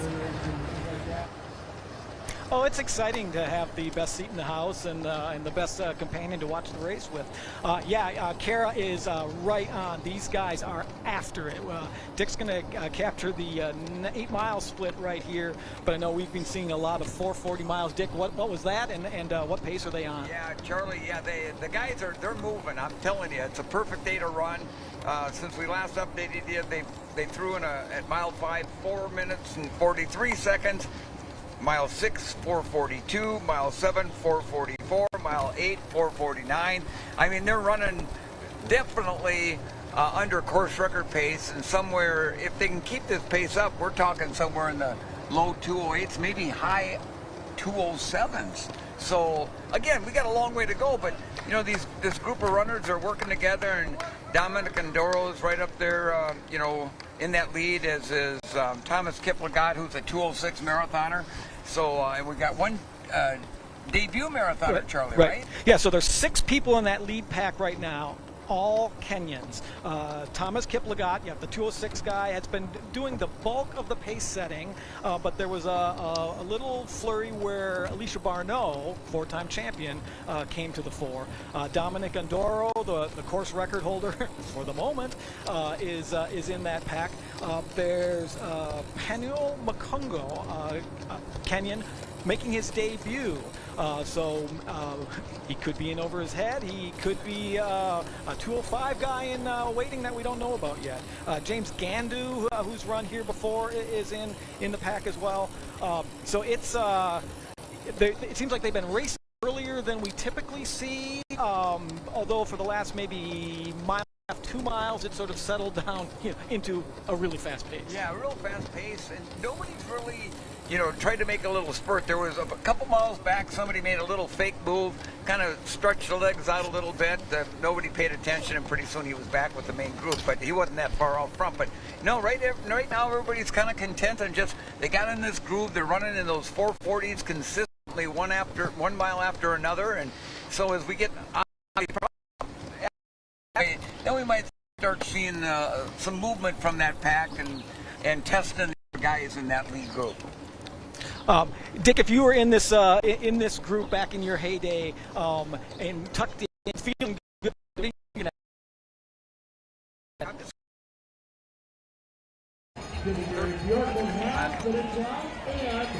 All right, well, in my opinion, some of this, you notice a little bit of a choppy camera.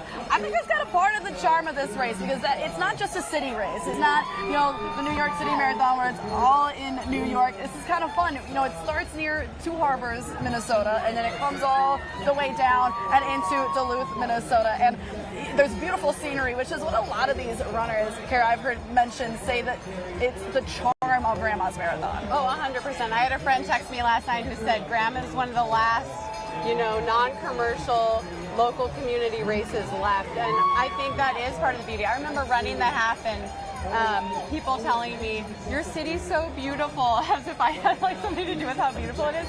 But it really is, and you can see it, right? You can see, as you're approaching Canal Park, you see it off in the distance, you see the bridge in the distance, and you just get closer and closer. And I think that I love that it's a little bit smaller. There's this, community pride around this event. I mean, we're looking at shots right now that don't make it look small at all. There's so many participants, but I think it really still has that purity of what running and marathoning and half marathoning is about. And I think that excites people. They like to be a part of it. It's so exciting. And like you said, I mean, that Lake Superior, how would that not motivate you? Heavy there. I'm almost there. Please. I can see her. They can see it. They can see it coming. She's right at the horizon. Yeah, absolutely gorgeous race. We will get right back to our coverage after this break.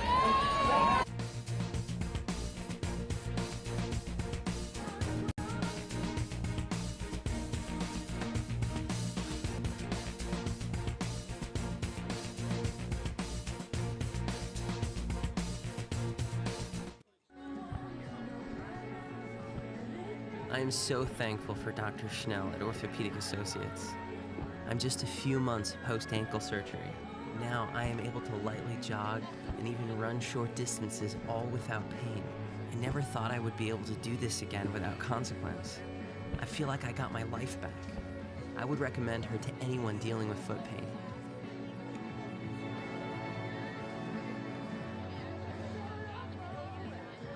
Gogebic Community College. Bold careers begin here. Keyport Liquor, now open in Duluth. I'm Darren Danielson, along with Rue Barbara, inviting you to Chum's Rhubarb Festival, June 24th at Stella Maris Academy. The Rhubarb Festival is a fun-filled day with all proceeds benefiting Chum. Help us create change for people experiencing homelessness, hunger, and poverty. Let's celebrate life and love and the attention that we focus on persons experiencing homelessness. Chum's Rhubarb Festival, June 24th at Stella Maris Academy. There's going to be pie, and more pie. Dr. David Montag, taking new patients at Community Memorial Hospital. Quality shoes, clothing, and gifts from Benders. Our family serving yours. The Iron Mining Association is a proud Grandma's Marathon supporter. Run forward and give back at the YMCA Sidewalk Shuffle July 12th. Join in on the fun to ensure Y programming and opportunities are available for all across our community. Register at DuluthYMCA.org.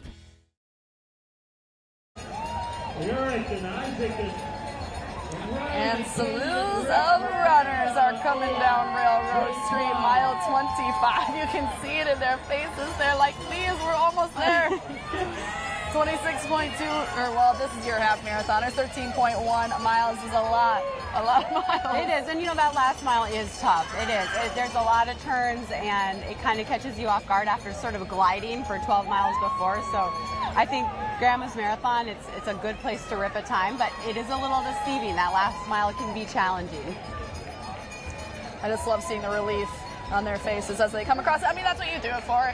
It's so rewarding to complete something like this. And we're talking about the impressiveness of these runners. Little shout out to our announcer here at the finish line though, Peter. He was just rattling off everyone's names as they were coming across. I mean, marathons like this, it takes so many people to put them on, hundreds of volunteers for multiple days to put up all of this in order to provide people just a wonderful race. And that's why it's been going on for so many years. The volunteers here are amazing, right? That's what makes a marathon great. You can't have a marathon without volunteers. So really, they just love this event and support it so well. And it's a big part of why it's such a success is that the athletes and the runners, they feel important. They feel loved. And the water stations are well. There's plenty of people around to help. And it's just a really special race. Yeah, even chatting with our wheeler athletes yesterday, they're at about minute 41 here.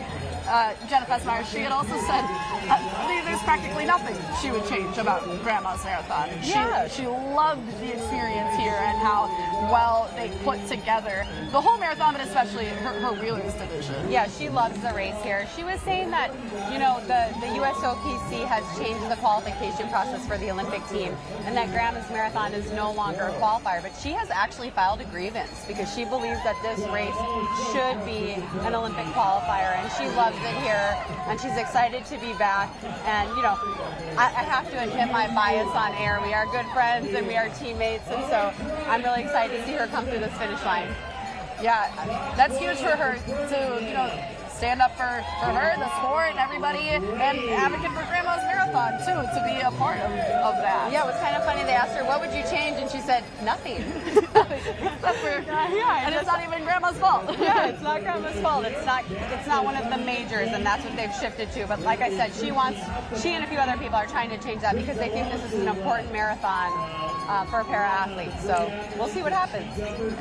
And I know a lot of, you know, our men's elites too, coming all the way from Kenya, they have expressed over and over and over again why they come all the way to Minnesota, not just Minnesota, to Duluth, Minnesota, for this race over and over and over again, year after year.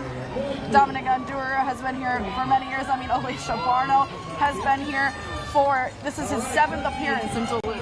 It's incredible, and obviously that says something. You wouldn't go back to a race over and over again that didn't treat you well. And I think that's what we hear from the athletes. They really feel like rock stars here. They're treated well. People are genuinely so excited to have them here and to have these great fields, and they can feel that, and it makes them want to come back year after year.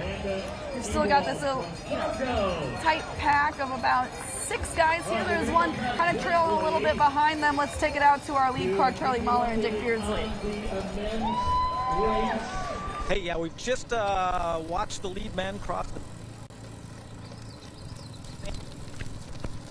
the 6 runners, but to pick up on what Kara was saying before our last hit, you see them spread out across the road, and that's, I think, in part because the pace has slowed down. 5-minute miles, Dick? Well, but Charlie, they had 1 mile when it slowed down. Their 9th mile was 5 minutes, but their 10th mile was 4:42. So they came through 10 miles in 48:19. I mean, they are definitely on record pace. And I mean, way below record pace at this point. Wow, and it looks like they're comfortable running that fast. Right now, we've got Dominic Undoro leading the pace. Again, they're all in the same cadence, running in a pack. Alicia Barneau was running in the front with him, and I remember they said at the press conference yesterday that sometimes they like to control the pace together, and I wondered if something like that was happening. But things are moving. But Thomas Kiplagat, the 206 man who is doing a lot of the early pacemaking, is still in that pack. Bernard Rotich, so that's not excuse me, Milton Rotich, who won Grandma's Marathon in 2021. It's Bernard Rotich, a 2:15 runner, 2:10 runner who's been 6th here before. He's in that lead pack, along with James Gandu and the debut runner, Panuel Makungo. Can you see, other than knowing the credentials of these runners, is there anything you see, Dick, in how these guys are running that would pretend to what we might see when we get in town? Charlie, they're running fast, and it doesn't look that fast when you look at them, but then they're cracking off these splits in the 440s. And we've looked to the right here. I see the Big Pond, Lake Superior. It's as calm as you can absolutely be. It's 51 degrees. I mean, it's almost ideal conditions. And yes, the sun is out, but with that little bit of smoke in the air, that little bit of haze, that sun penetration isn't quite as bad. So I mean, you've got about perfect days to be running a marathon, and these guys up there in that lead group, they're going after it. Yeah, and in this group, there are winners in this group. Obviously, we know about Dominic Undoro, 2-time winner, record holder. Alicia Barneau, 4-time winner here. James Gandu has won at Houston, as has Dominic Undoro. Bernard Rotich, his best race here at Grandma's was 6th place last year. And again, still intrigued by Panuel Makungo, the debutante. He's made it 10 miles. So I'd be curious to see how he reacts to the final 16 miles. Not even halfway. Exactly.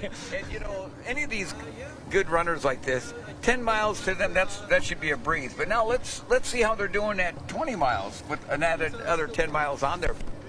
Yeah, it's quite a pace we got going here.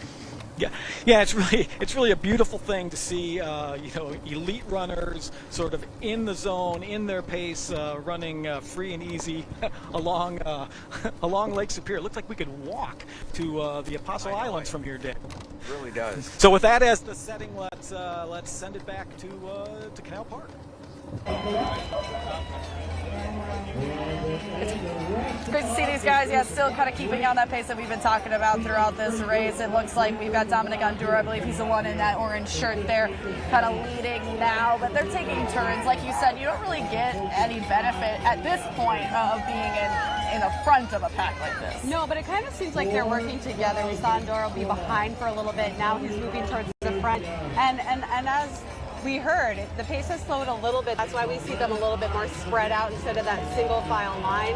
But also, as we heard, they're still running very, very fast. They're well under course record pace. And so we'll see what develops in the second half of this race. It would be so fun to see another record get broken here after we saw earlier today, for those just joining us, the women's half marathon Gary Bjorklund Yes. break Kara Gosser's record. Yes, Maggie Montoya broke the record in decisive fashion. Alicia, it wasn't close. She was a full 20 seconds under. She came charging down here to the finish line. And I was so happy to be here to see it and to see it go to someone who I know is an incredible person who's been through a lot, but has come through the other side.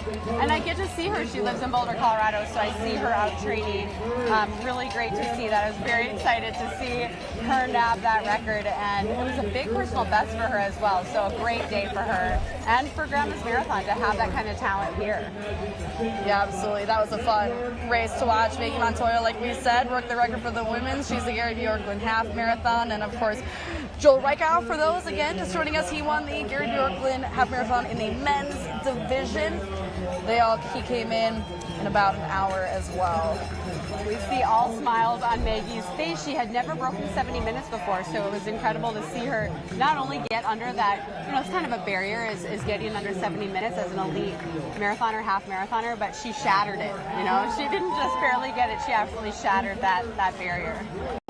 Yeah, that was wonderful to watch. I mean, that moment of her kind of coming down and the flags went up. The flags go up for those who see this kind of at the end of Lake Drive or Canal Park Drive as they're coming down, and she had about 40 seconds to beat your record, and she got there. Yeah, she got there no problem. Yep. It was awesome. We're still watching a lot of our other Gary Bjorklund half marathon finishers come across here in Canal Park. They're gearing up, putting up the cones for our wheelers. They'll probably come across the finish line in about 20 minutes here. And now we're back with our Dakota Lindworm cam. Yeah, it can be hard to see her here and there because she's sort of using men when it works for her to run with. So sometimes she's hidden, but she has just sort of taken this race by storm. We see her smiling. She's taking her fluids right now. She'll run with that for a little while until she gets as much nutrition as she needs, and then she'll toss that. But she's taking her time with that, which is good. You want to really take your time, make sure you get what you need. And even though the conditions are great, it is starting to warm up, and she has a long way to go. So she wants to make sure she's on top of her nutrition, especially in the first half of the race here.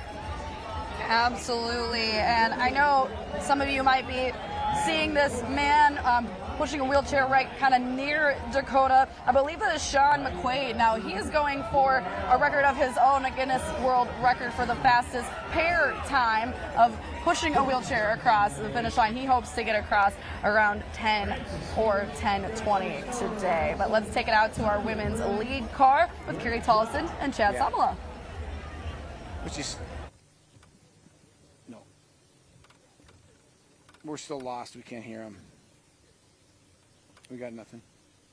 I think we're on, actually. Okay. I can hear us in the radio. Okay. Hey, everybody. Our connection says we're lost, but I guess we're here, so we can see Dakota is there. But guess what, everybody? We see a bunch of bobbing women in the background. There are about 4 women that aren't that far behind, are they, Chad? Well, they've been creeping up. They were about 20 seconds back, but they keep yo-yoing between about 15 and 20 seconds back. It's a group of 4.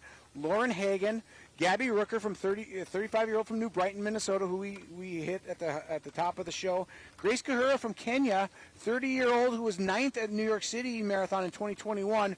She is in that group, as well as Carrie Verdon from Boulder, Colorado. Mm-hmm. Well, Kahura's been here now 5 times. She's raced Gary Bjorklund half twice, and she's also raced the marathon 3 times. So she knows this course, and she is a 2:30 marathoner. You cannot overlook her. But, yeah, I think there's a couple other women in this race that we have to mention. Lauren Hagens has not run a marathon yet, but she trains in Flagstaff. She is so good over everything from the 800 on up. I mean, those of you that are tracksters, she's a 2:02 800-meter runner from a little bit, back in the day, but she still has this great speed. She's sort of going more now towards the road. 9 on the roads for the half marathon. She was 2nd at the USATF half marathon championships this year behind Olympian Alafine Tuliamuk. She's really coming around, and I spoke. She wants to run well. She wants to learn this race, and he does not think that she is one we can overlook. He thought that she'd run right around 5:35 to 5:40 pace. That's exactly what she's doing. She does not have her name on her chest. So if you guys are watching on TV and you can actually see that second number is 158. That's Lauren Hagens. I just gotta watch on the chasers. It's back to 20 seconds. They look pretty close, especially if you see on the screen. Those telephoto lenses often make them look closer. But Dakota Lindworm, talk a little bit about her pacing. She's been running basically right around 5:30. She ran a 5:26 through mile 7. That's her fastest mile. But then followed that up with a 5:34 and a 5:36. Right now, based on her time, not her overall time, but on her time at these time splits last year, she was 21 seconds behind herself at mile 8 and 28 seconds behind herself last year at mile 9.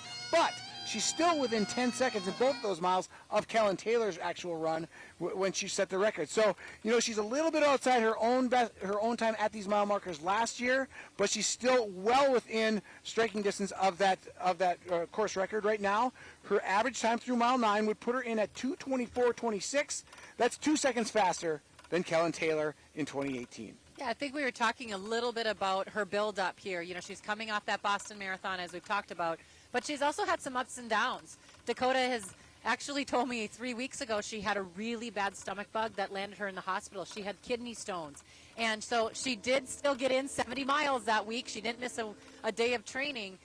She had a little bit of recovery. And you know what? I think that is her secret weapon today. She's coming off a Boston Marathon. She did the 25K championships. She's been training hard, but she had a little bit of a recovery week when she didn't want it. You know, she's a 100 mile per week athlete, and she needed a little bit of a break maybe. So just kind of an interesting fact, Kara, for you to talk about down there about what happens when things kind of interrupt what you hope to be a perfect build-up.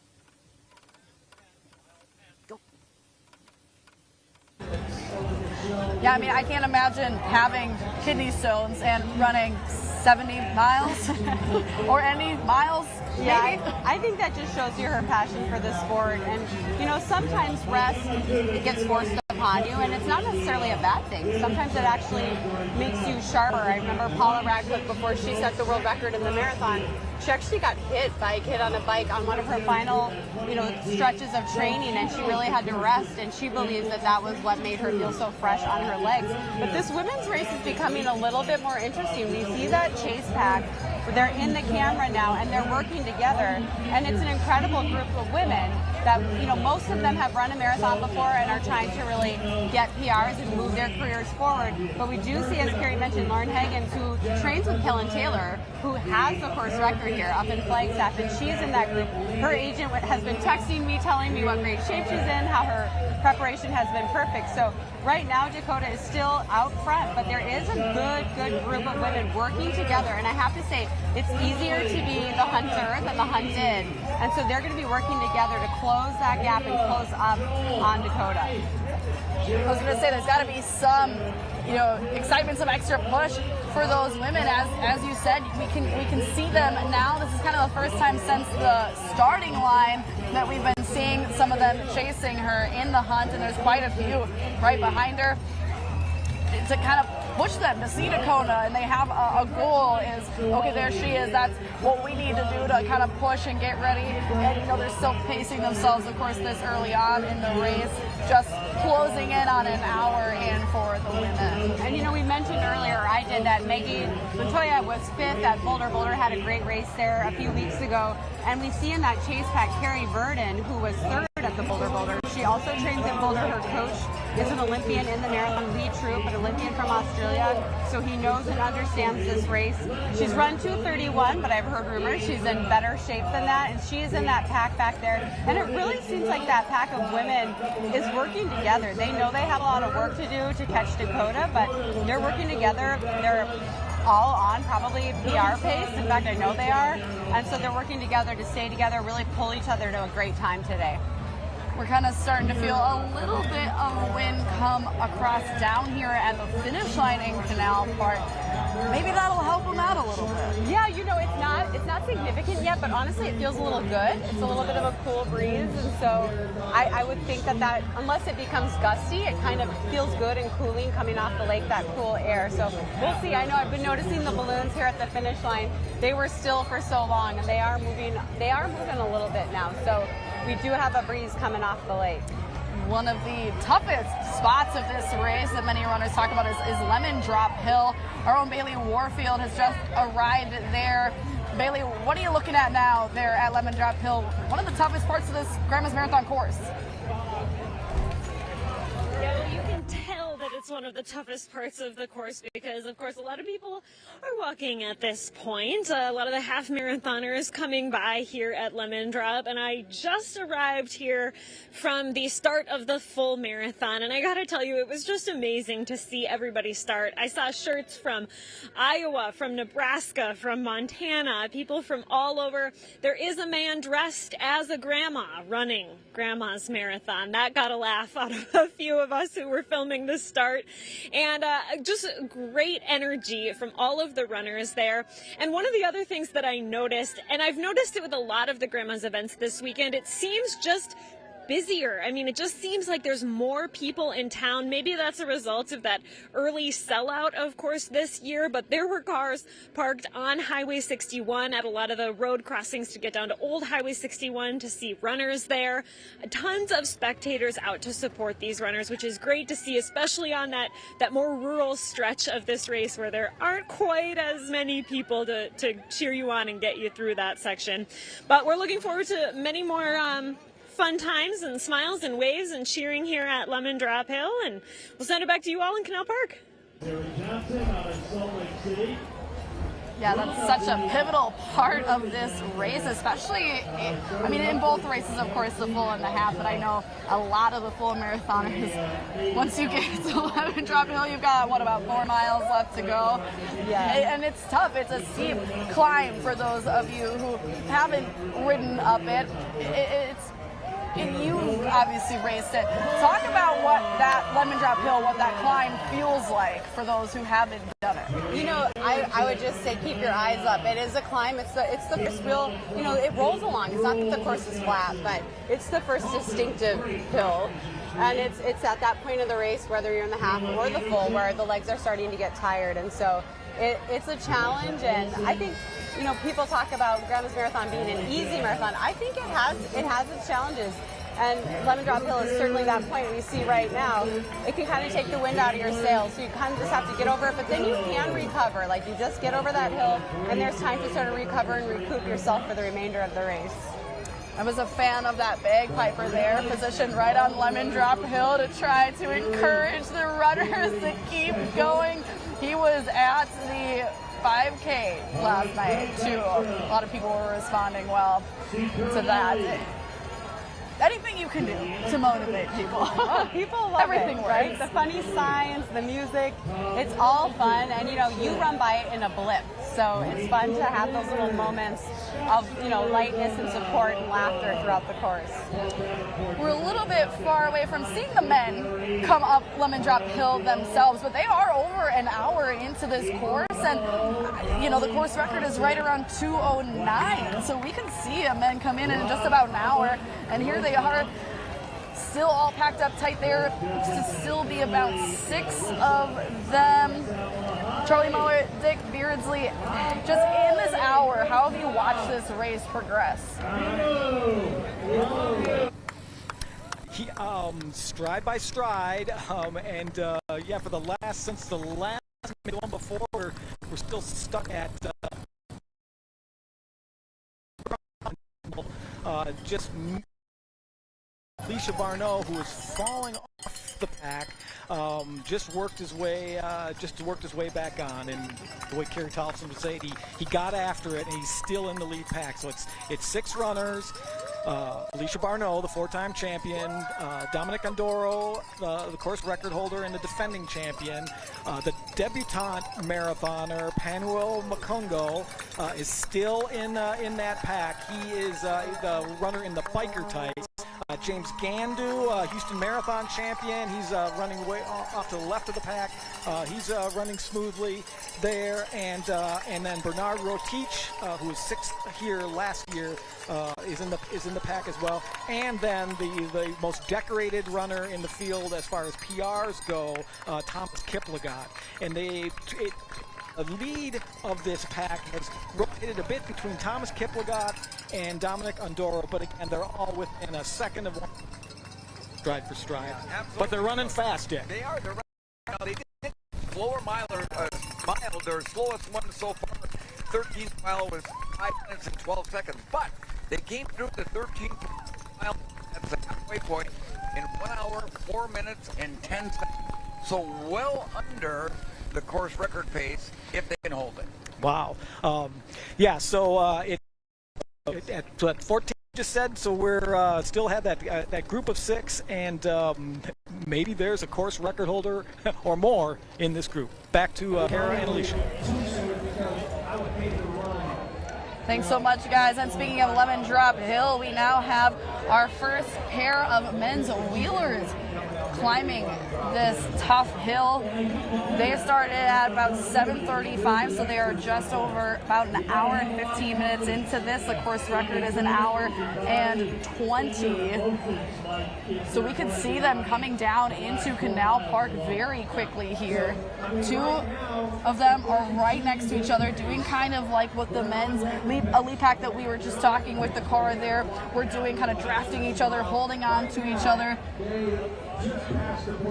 And the drafting in wheelchair racing is much more significant than in the running. You really can get in that slipstream and be pulled. Obviously, you're still doing a lot of work, but it's much more significant with the wheelchair racers.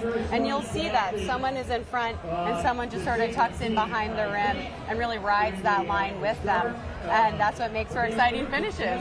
Absolutely, it does. We might be getting one pretty quickly here, but first we're going to take a break and we'll be right back.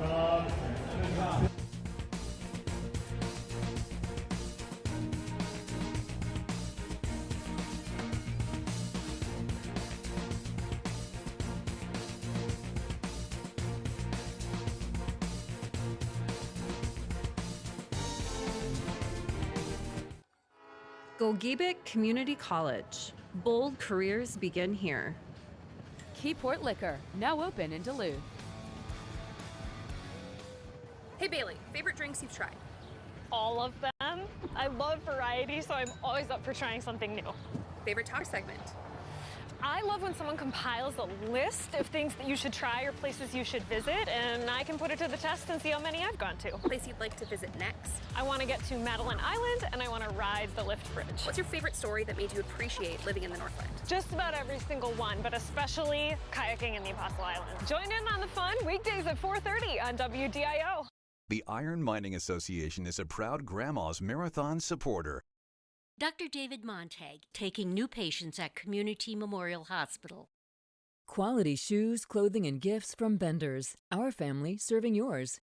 I'm Bailey Warfield. Lilac Love Fest is blooming this June. Join us for a Lilac Artist Party at Lizards on June 22nd. Log on to lilaclovefest.com for more information. WDIO, with you for lilac season, with you for life. I am so thankful for Dr. Schnell at Orthopedic Associates. I'm just a few months post-ankle surgery. Now I am able to lightly jog and even run short distances all without pain. I never thought I would be able to do this again without consequence. I feel like I got my life back. I would recommend her to anyone dealing with foot pain.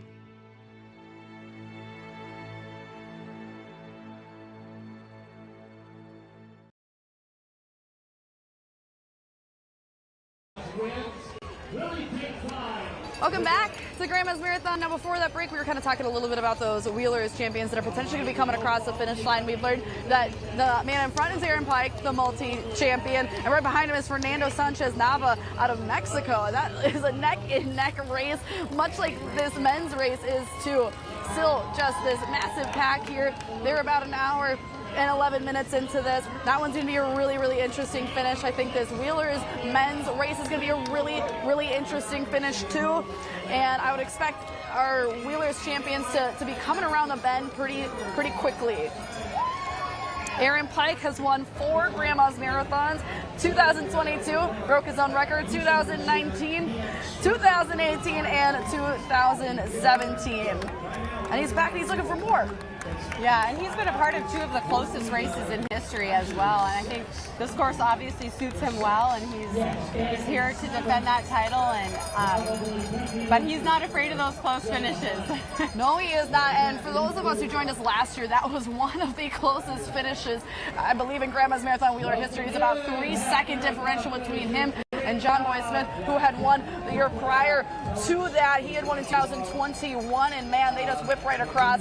And he might be in for another one with Fernando Sanchez Nava. And we'll see that shortly. It was so fun last year to see that come so quickly, and he excels. Aaron Pike excels in kind of that, adversity, not quite, but just the competition. Yeah, he really shines in those moments where it's all on the line in the last minute, and so I'm excited to see them come down here towards the finish line. I think on the line in the last minute might be what this men's full marathon comes down to as well. The story is these 6 men, and every once in a while they're joined by a 7th, and kind of cliche to say, but absolutely it's anyone's race. It's anyone's race right now, yeah, and they all look relaxed. There was a point where I feel like Kiplogat was pushing a little and it was a little bit more strung out, but I feel like now they've really grouped in, and it's anybody's race, absolutely. It's way too early to tell there. And on the women's side, we see Dakota Lindwimmer ahead, but we do see a really good chase back of 4 women working together, trying to close that gap, running their own races, but trying to close that gap. And here is a large group of our other wheelers now hitting that lemon drop hill point. That tough, really tricky climb that we kind of talked about earlier. But they're really pushing it. You can see how much work, arm strength, and skill it takes to be a wheeler athlete. Oh, 100%. It's so impressive. And again, they have these gloves that meet the rim, that make that contact and push so they don't slip. But it is just an unrelenting event, right? They are just constantly, it's all that upper body strength, and it's so impressive what they do. Sure, they get to the finish line quicker than the runners, but it's a much more intense endeavor. Yeah, we were kind of talking with Jenna Fessmeyer. I believe she said, so these are aluminum based? These are aluminum based, yeah. So they are seeing a shift in the sport. Some people going to carbon fiber chairs, but I think all of the chairs we're seeing today are aluminum. They are gearing up at the finish line for our first wheeler finisher. They've got the banner out. I think we're going to see the flags come up probably around the corner in just a couple minutes, if not less than that. Well, what a great finishing stretch for the wheelers. You can see it all this way, and it probably looks longer if you're in a sprint finish with someone else than if you're flown by yourself up front.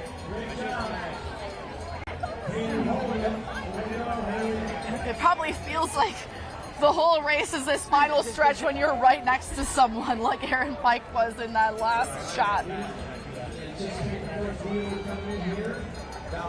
26.2 miles of just pulling your arms like that and pushing and pushing and pushing, and now they're coming down the stretch here shortly.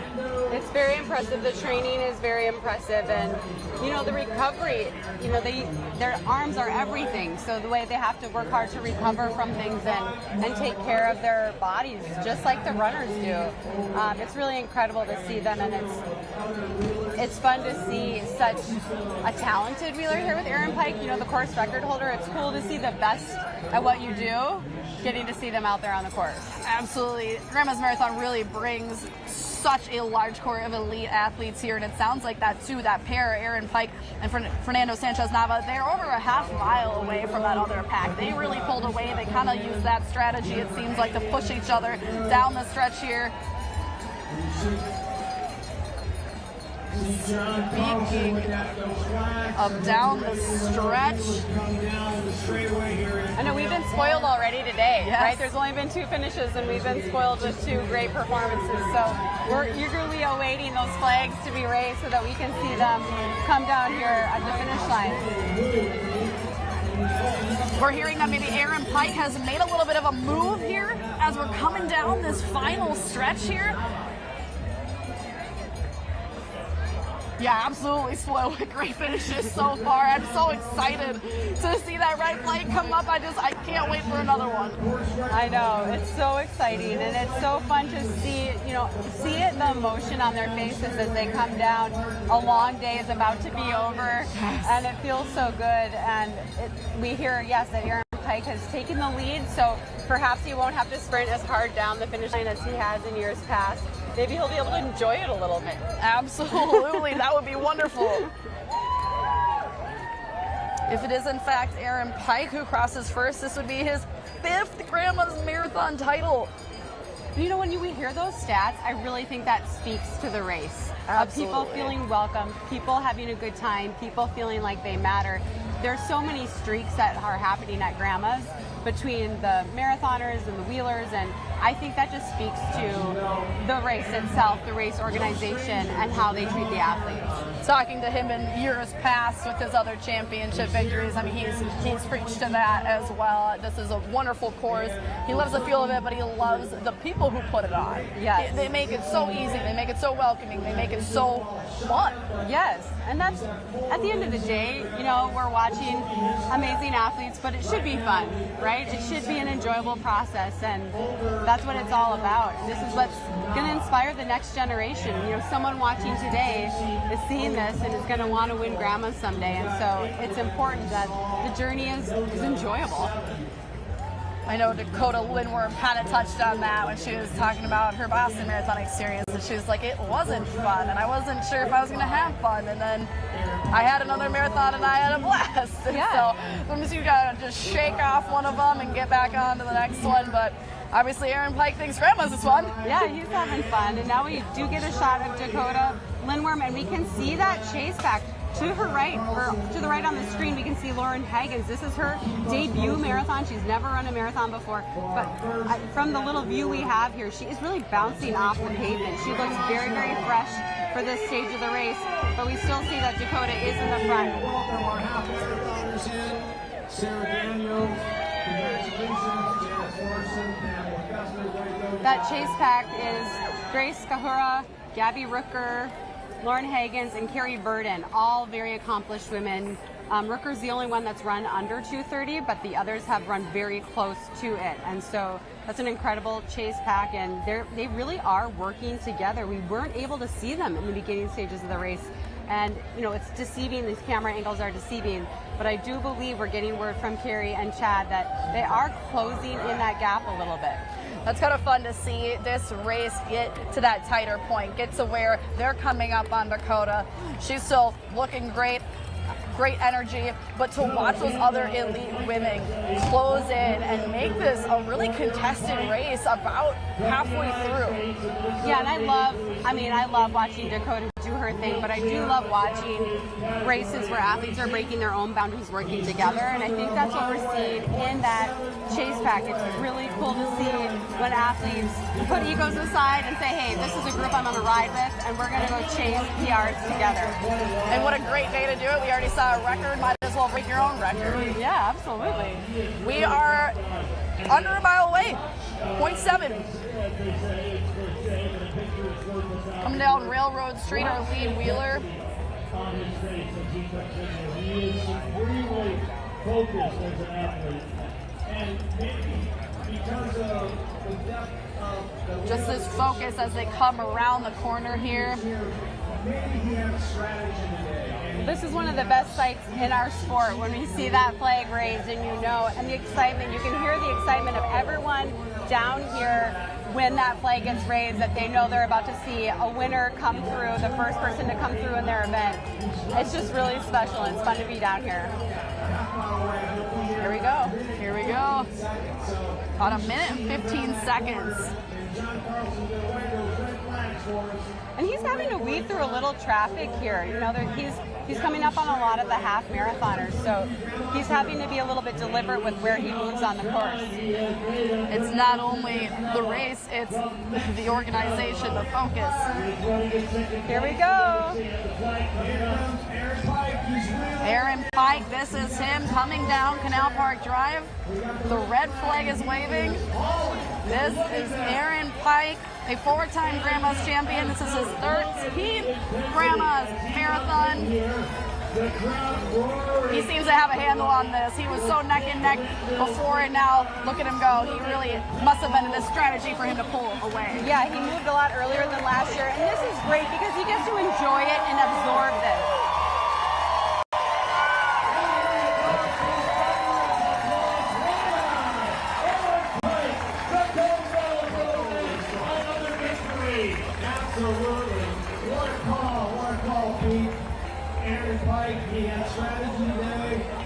That was a pretty dominant victory that we just saw right there. We don't even see second place yet. So Aaron Pike decided early on, I'm ending this, I'm taking this, and he was able to enjoy that victory being way out in front. Just impressive pull at the end there. Like you said, I mean, Lemon Drop Hill is about mile 22. They were right next to each other, and Aaron Pike just lost him. In 4 miles, that's all it took for him to just completely finish, pull apart, take the title again, his 5th title. He is now just 3 Grandma's titles behind behind becoming the winningest men's wheeler in history. That would be Paul Van Winkle with 8. So Aaron Pike, he only needs, well, 3 more to tie it, 4 more to take the record. I wouldn't be surprised if we see him back again next year. Absolutely. Now this is our 2nd place finisher, Fernando Sanchez Nava out of Mexico.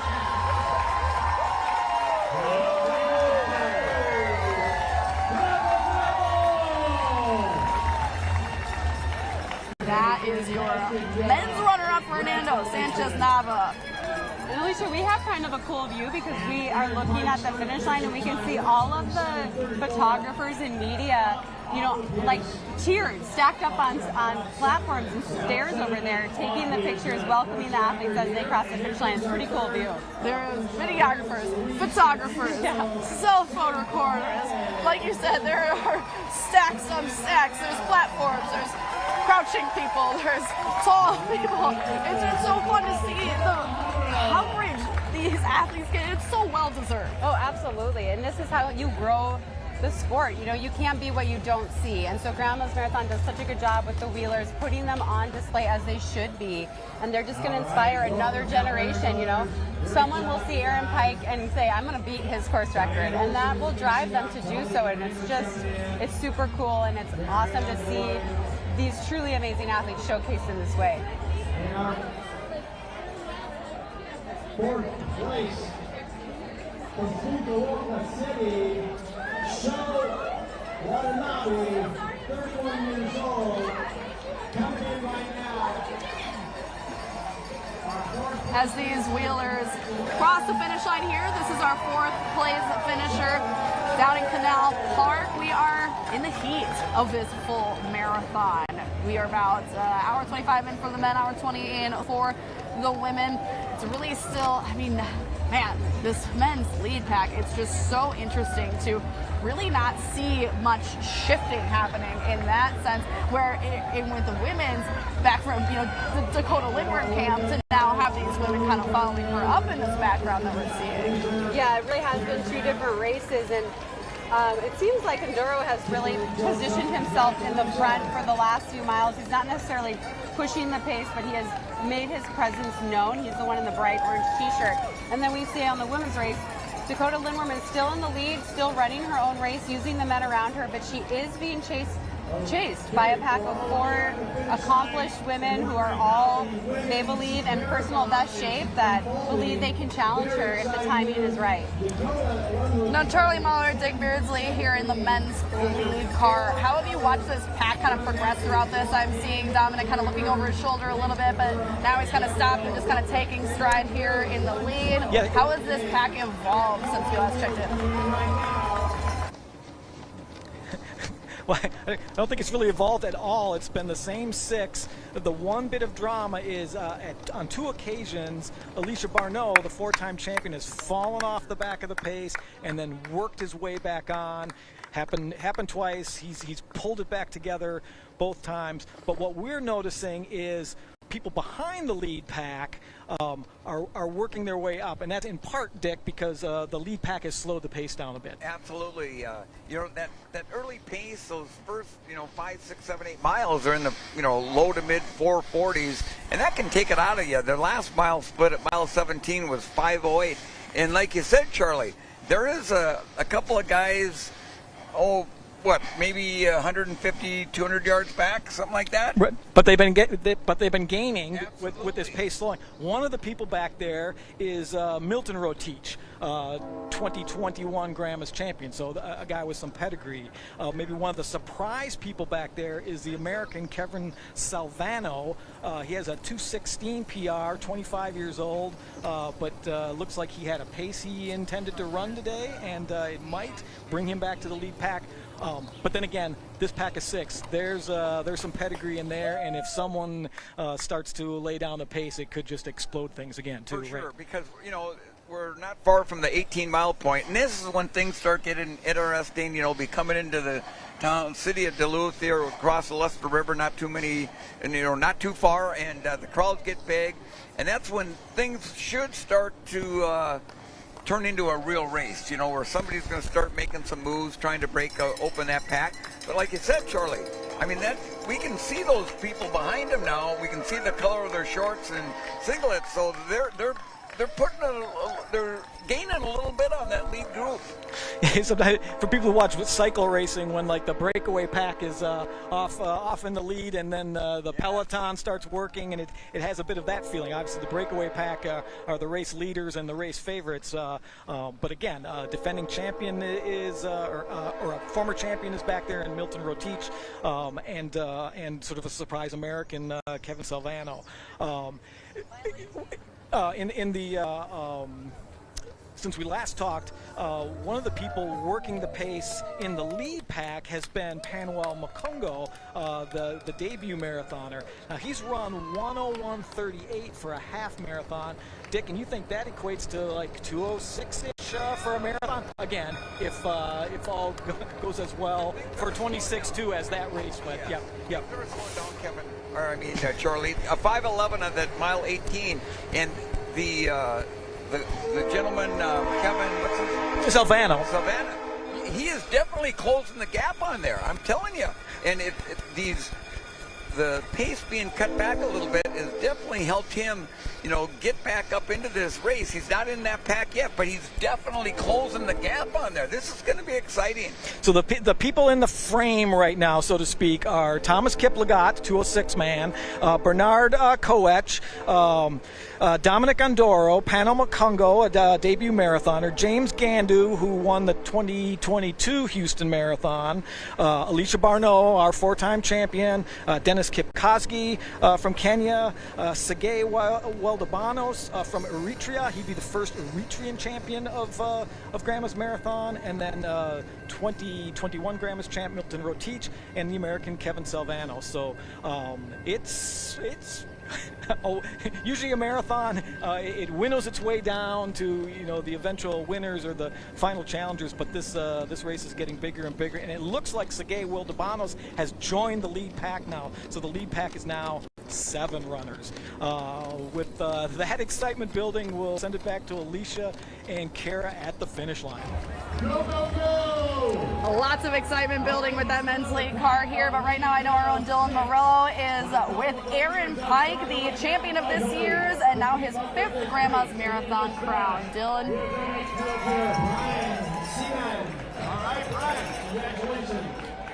Right now, so Aaron, 5 times, does it ever get old? No, I love coming out here. This course never gets old.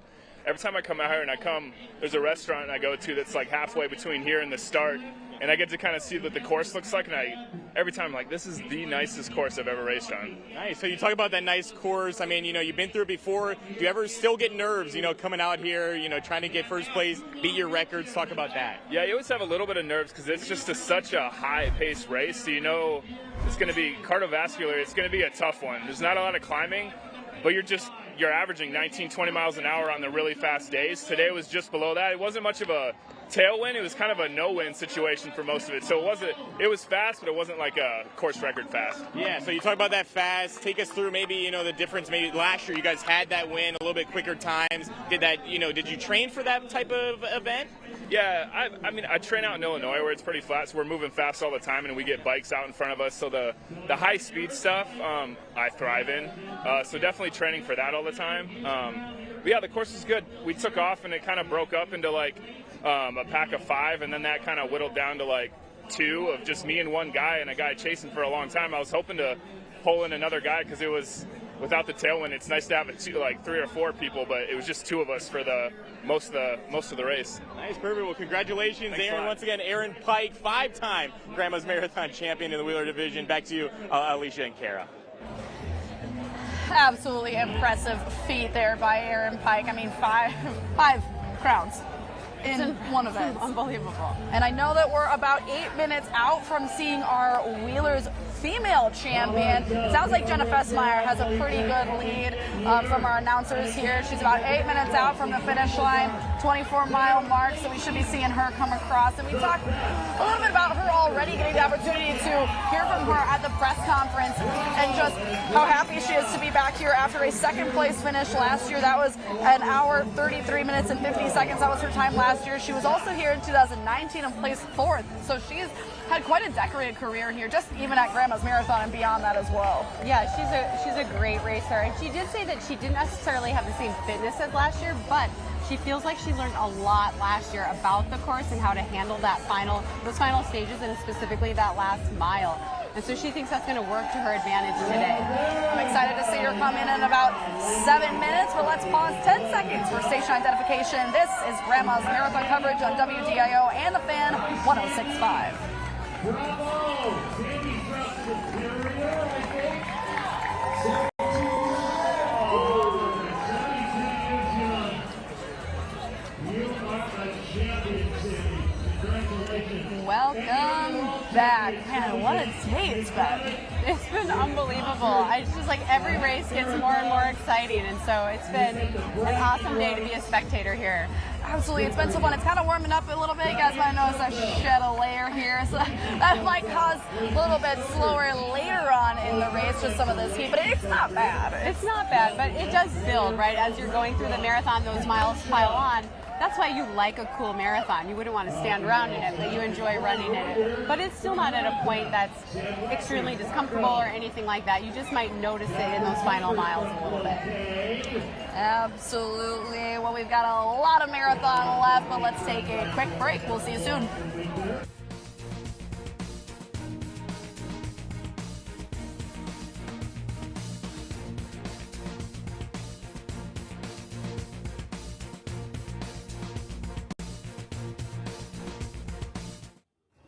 Keyport Liquor, now open in Duluth.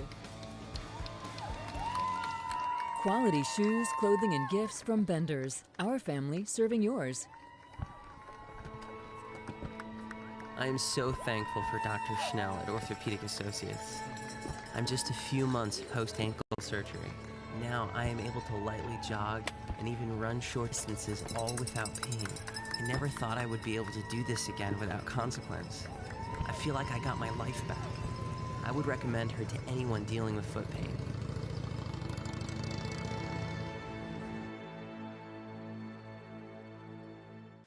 You've heard it a million times. Northland weather is unpredictable. Well, we disagree. At WDIO, crafting our forecast isn't limited to the studio. We get out in the real world with you. We follow up on how you were affected by the storm. We go in depth on weather concepts. And we teach their importance to the next generation. How you guys doing? We're out there with you, and it makes our forecasts better. WDIO Storm Track Weather. Always tracking.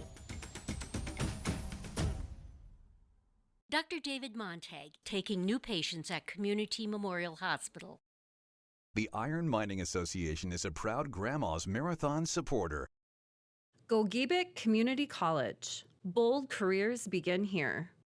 Break out your wackiest socks for CASDA's 11th annual Socks for Survivors Golf Scramble on July 27th at Nemadji Golf Course, presented by Max Sport Marine. Register your 4-person team at CASDA.org. And remember your silly socks. Welcome back. We are just a few minutes away from seeing our women's wheeler champion, but we're seeing quite a shift in this women's full marathon race. We've heard, Kara, that the next woman right behind Dakota is just about 9 seconds behind her. Yeah, that's Lauren Higgins. This is her debut. She has never run a marathon before, but I have been told her training has been impeccable. And again, she trains with Kellen Taylor, who has the course record here. So her team understands this race, and of course, she's just been moving throughout the race, running as if she's been doing this forever. Dakota still has the lead, but we can see there, you can see in the back, Lauren Higgins looks like she has a little bit more pop as she's coming through here, and she's definitely has her eyes focused on Dakota Lindworth. Dakota Lindworth's back at this point. Yeah, let's take this to Carrie Tollison and Chad Samala. What have you guys, I mean, wow, what a shift to see now. Just 9 seconds back when we went right on Dakota's heels. Yeah, thanks, guys. We're seeing a very different race than last year. We're seeing something that we expected to see, and that is Dakota Lindworm at the front. But we nearly lost sight of all the women chasers in the first 3 miles, and then they slowly came back into the picture in the midpoint of this race, coming into mile 13 and the half marathon. Right now, though, the pace that Dakota Lindworm is trying to match is that of the course record of Kellen Taylor. She's fallen outside that time, and she's still within striking distance of it. But I think the most important thing is that we have some people chasing her who are running astronomically fast times for themselves. Either Dakota Lindworm's going to hang on for her three-peat, or we're going to see somebody do something absolutely spectacular for themselves to beat her. Yeah, and I think Lauren Higgins, in her first marathon, we are seeing some gutsy racing, and she is a great athlete. She obviously has the credentials to do that. She's only run 3 half marathons in her career, so she's pretty new to these longer distances, but every time she toes the line, she surprises people, and she does a great job. One thing that Dakota Lindworm has said about running here at Grandma's, the oldest marathon in the state of Minnesota, she said that this race gives her no stress. She doesn't have any anxiety. She loves coming here. She wants to be one of the greats. She's already put her name in the record books, but she just wants to be so much like Kara, and she wants to be like Klecker, Janice Klecker. She wants to be like, some of the other athletes that are running today, Emma Bates. Like, she's just so excited to be here and to be in that conversation with the other Minnesota greats, and you can really see that. All the people have their Dakota Lindworm posters up. People are yelling her name. People know her, and that is what's going to carry her now through the rest of this race. And now she's got she looked like she was going to have some company by Lauren Higgins. Lauren Higgins put on a big surge there in the last mile. But Dakota Lindworm has fended off all the challenges so far. And now you look at Higgins, she looks like she might be losing a little bit of time. But the question I want to ask you is, we're on mile 16. Lauren Higgins has just gone 3 miles further than her longest race. She's done the half marathon. And we know that she's got track speed. She's 36 years of age and has spent most of her time on the track. Is that a liability or an advantage at this point in the final 10 miles of this marathon? Well, I think any one of us who moves into a different event has that new excitement, and they have a little bit more pep in their step when they get to set a new PR, which you don't get to do very often in distance running. So I think that she's excited about that. She had a kind of a tough personal year last year. She's excited to be racing this year. She has all these great athletes around her on her team, and so I think this is just going to be a next step for her and a really exciting step. She's great. She is sort of on her own right now, so she doesn't have a ton of people to work with, but she's trying to grab onto as many people as she can. So coming past mile 17, it's still Dakota Lindworm, but she's got a tenuous lead. 4 chasers still in the picture. We'll send it back to Canal Park for the wheelchair. Already, you are seeing a view of some of our wheeler athletes coming down here on Lake Place Drive. That is Jenna Fessmeyer. She is in front for the women's wheelers. Here's a couple more men coming across the finish line in Canal Park. We're hearing some cheering down the stretch here.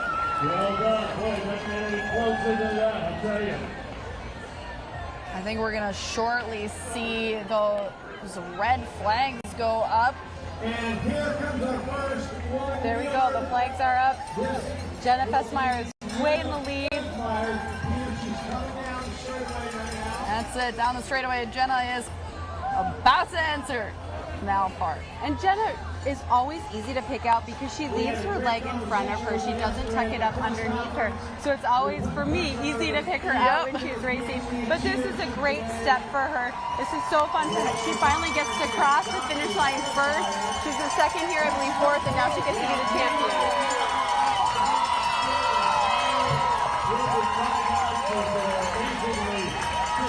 Positive, 26 years old, second here last year. Look at her go. That is her 2023 Grandma's Marathon Women's Wheeler Champion, Jenna Fessmeyer, her first title here at Grandma's Marathon. And that's going to mean so much to her. She's a Tokyo Olympian. She's done a lot of amazing things. She's been in the top 5 at many majors, but this is a big victory for her, and this will mean a lot to her to come here and to win this race, and in such decisive fashion. Absolutely, she was far, far ahead of the second place female victor. A huge smile on her face.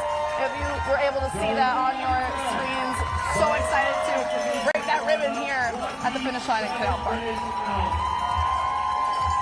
I think being here before really helped her. She mentioned that at the press conference, that she learned a lot by being here last year. This is her third time here, I believe, and that she's just learned the nuances of the course. Every time she comes back, she learns it a little better. And it showed today. This is as dominant as a win as you can really have.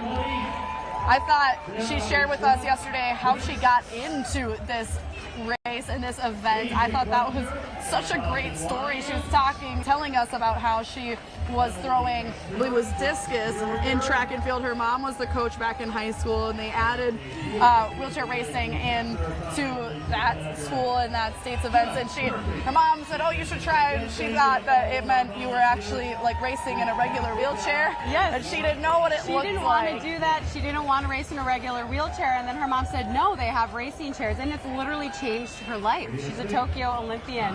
But I love that story because, she didn't grow up seeing it and knowing what it was. But when that opportunity arose, her mom really pushed her into it. And look at what it's done for her life. It's been amazing.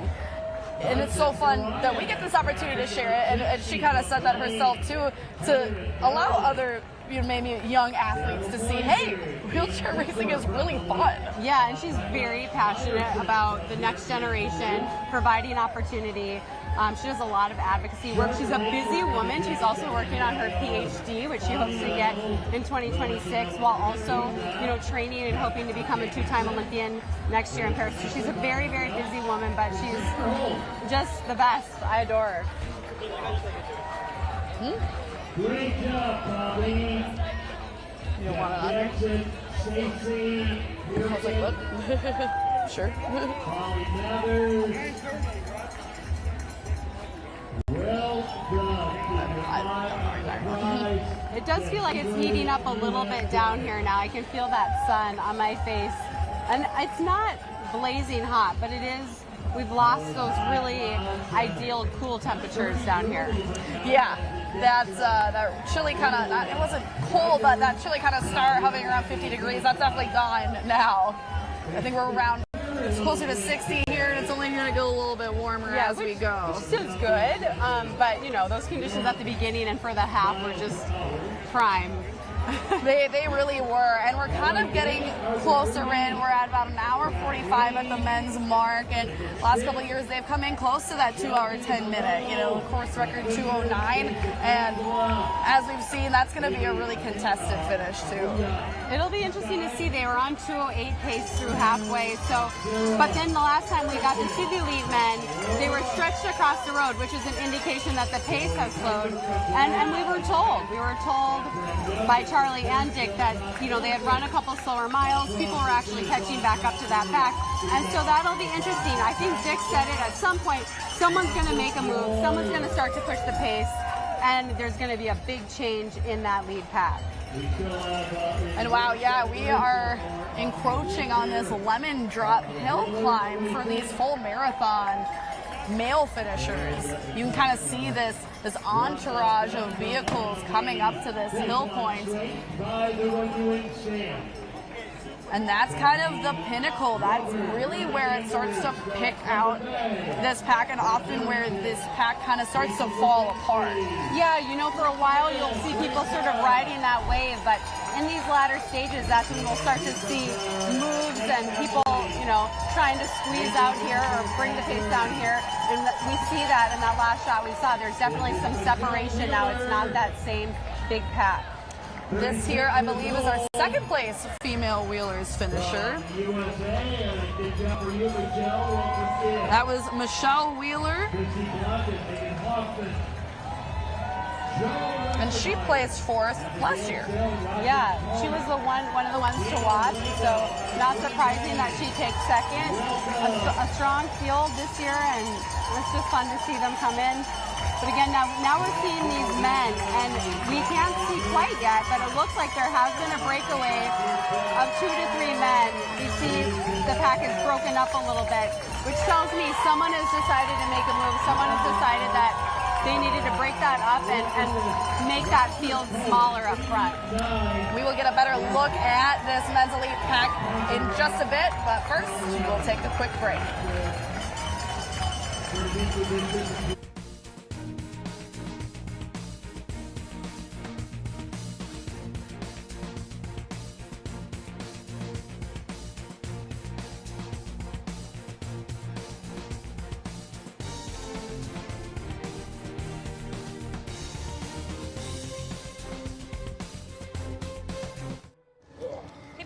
Why does it look so positive? It's so positive because that's what we choose to make it, and we all have that opportunity every day. So we spend a half hour introducing you to great people, having some fun, and just exploring this area. Quality shoes, clothing, and gifts from Benders. Our family serving yours. The Iron Mining Association is a proud Grandma's Marathon supporter. I am so thankful for Dr. Schnell at Orthopedic Associates. I'm just a few months post-ankle surgery. Now I am able to lightly jog and even run short distances all without pain. I never thought I would be able to do this again without consequence. I feel like I got my life back. I would recommend her to anyone dealing with foot pain.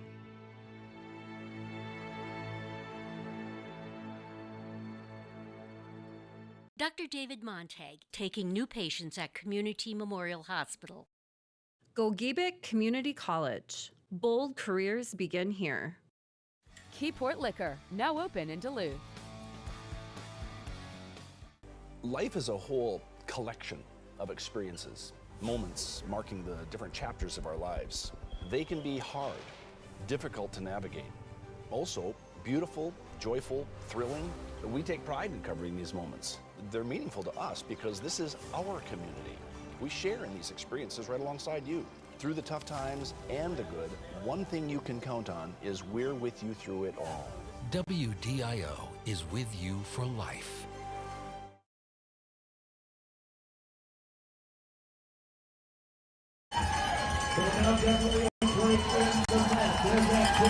Welcome back, our men's lead runners here. Dominic Onduro in the orange shirts. They are on Lemon Drop Hill. Just an exciting point to be. Bailey Warfield is down there on Lemon Drop. Bailey, what's it been like to kind of watch this pack unfold? Oh, it was really fun to see them come by up Lemon Drop. There's been a long gap here between the wheelers going by and some of the last of the half marathon walkers and runners here. So when we saw that car way down London Road coming through, there was a shift in the energy in some of the spectators here on Lemon Drop Hill. The bagpipes are back playing for these lead elite men runners, and that pack of four really got people excited as they came up the hill. Lots of cheering, lots of cowbell happening here, and it's fun to see lots of runners coming down the stretch here on London Road. Obviously a tough spot and a great spot to hear the cheers and the energy of the crowd. MnDOT was kind enough to remind them that they only have 4.1 miles to go with the light up sign here. So definitely some good energy here on Lemon Drop. Yeah, absolutely. We can almost hear it from here in Canal. But Charlie, Dick, this is really spread out now. Dominic is kind of pulling away. He's got someone with him right there. Talk about what you've been seeing as this has unfolded, this unfurled pack here.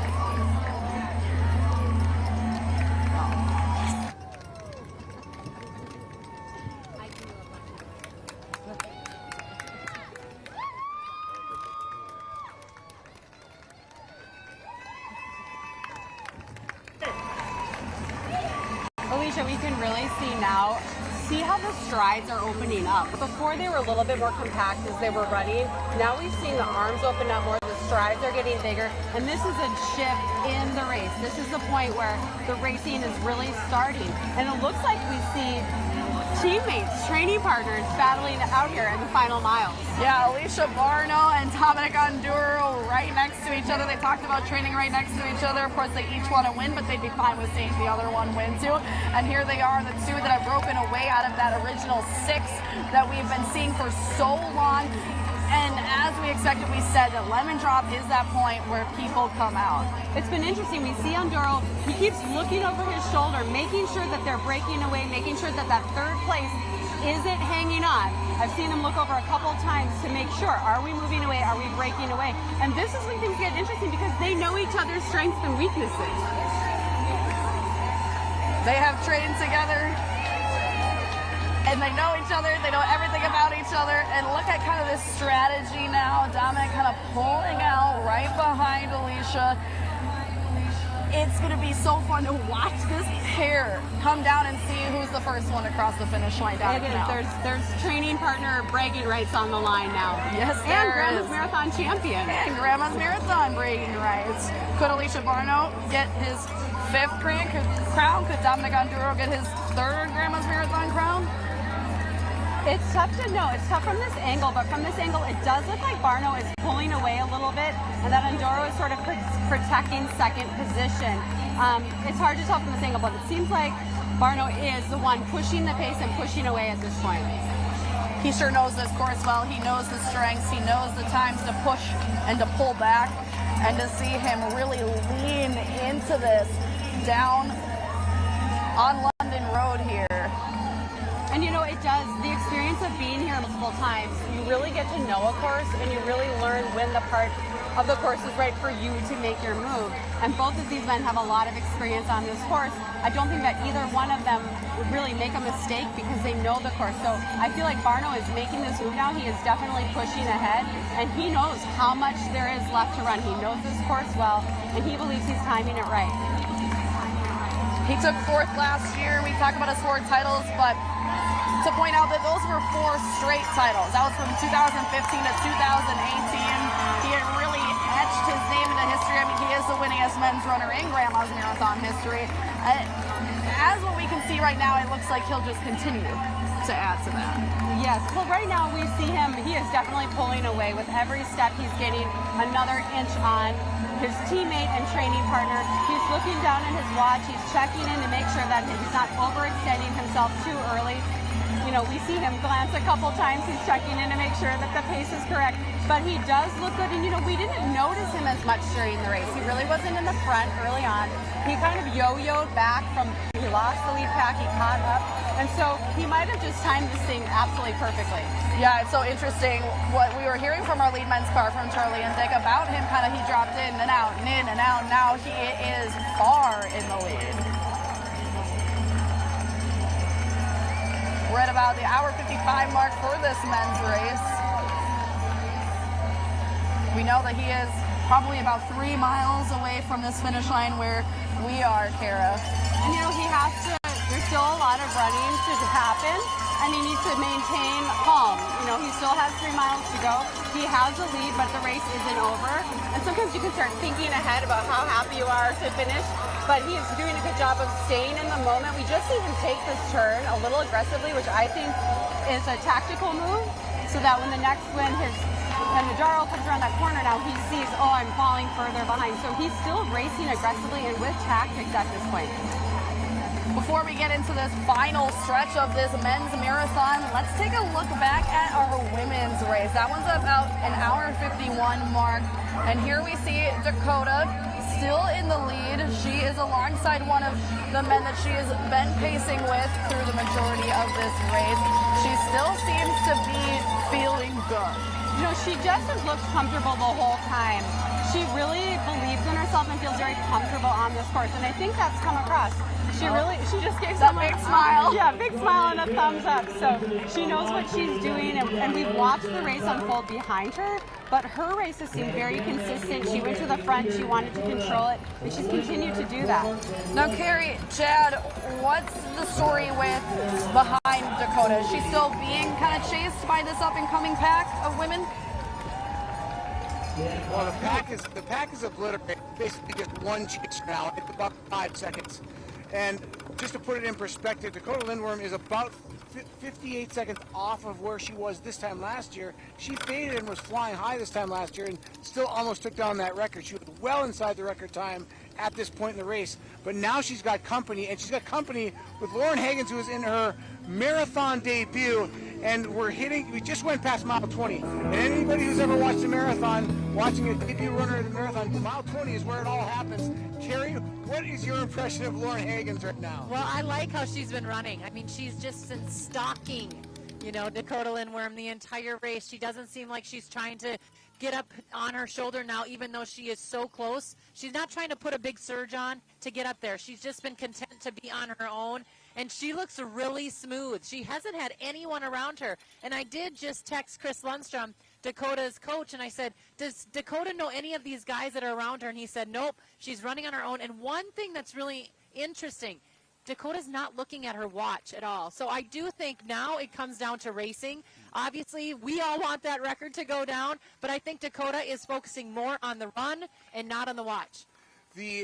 The pace time for her at the 20-mile mark has her projected at 2:25.25, which is it's just 57 seconds off the record of Kellen Taylor in 2018. So the record, maybe, what do you think is the factor of her slowing down? Is it it's a little warm today, a little bit humid?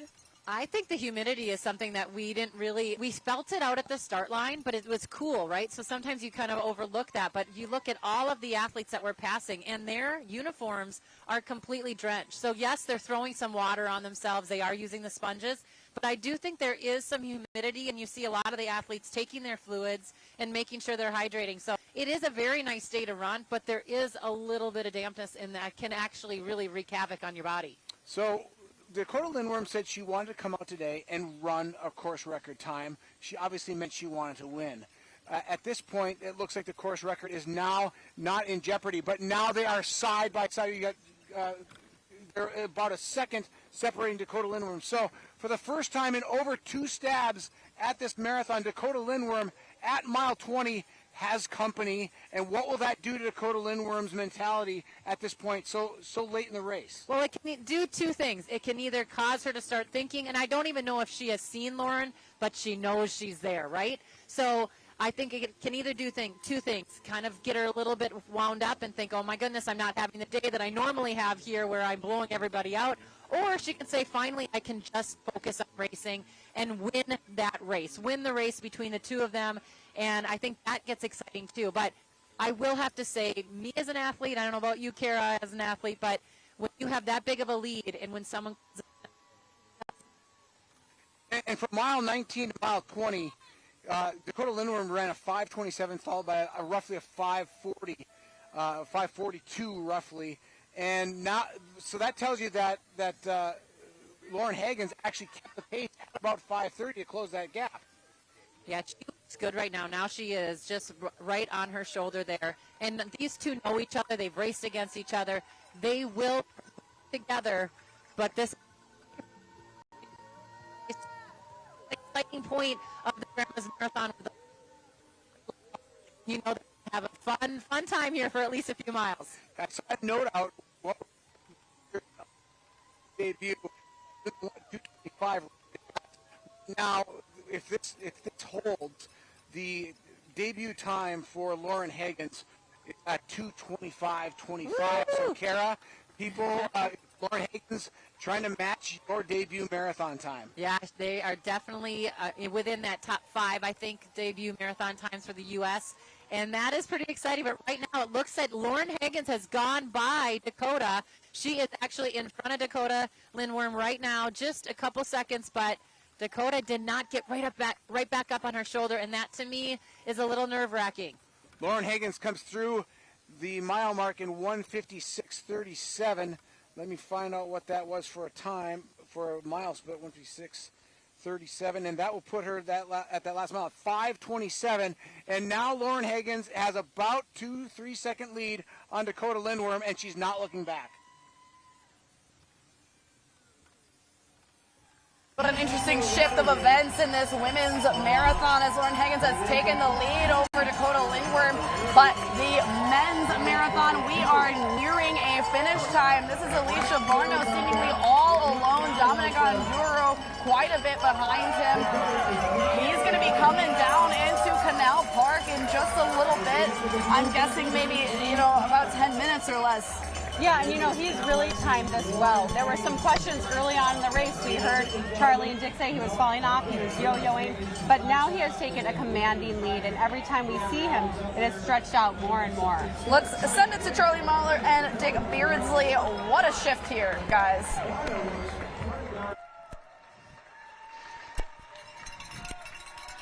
I can't hear anything.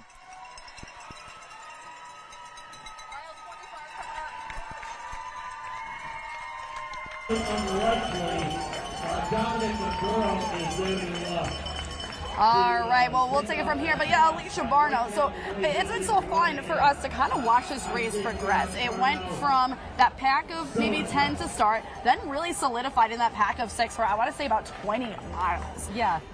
And now it's just Alicia. And it's interesting how quickly that splintering can happen. We saw them, and even when we saw them up Lemon Drop Hill, there was some separation starting, but now it's just huge, right? It's interesting how quickly it can come. But Barno is looking over his shoulder. He's really using these turns to drive that lead ahead. It's very demoralizing when you come around the corner and you see someone's gotten further away from you.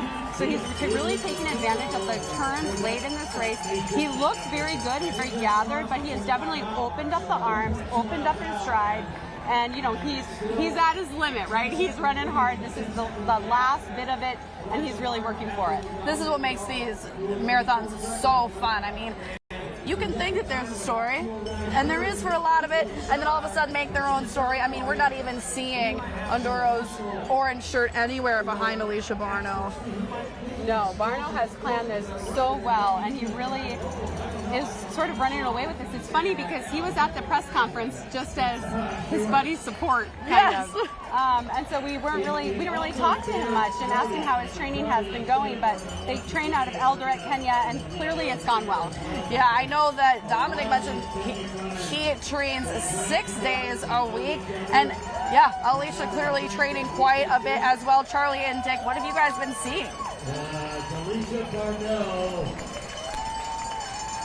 Yeah, we're behind the deck, and we're about to see a 5-time Grandma's Marathon champion. Alicia Barno, he's done it the hard way. He's fallen off the lead pack at least 2 times that Dick and I have witnessed, but he's brought himself back on, and then he dropped all the competition. And Dick, you say he's got a chance to break the record. Well, it's going to be very close, Charlie, and yeah, him and Dominic made a move coming up Lemon Drop Hill, and then coming on that nice downslope in the backside.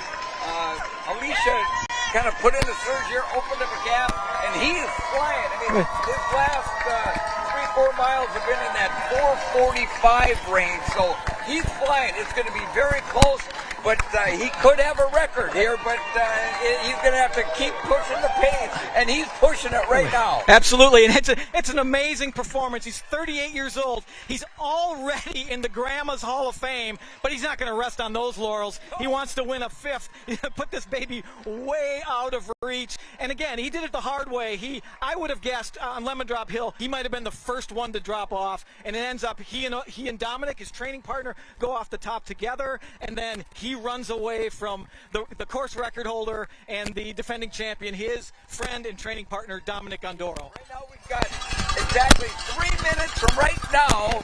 If he can, that would tie the record. Start the countdown clock. Down by the Irving right now, we have to pull over, Charlie.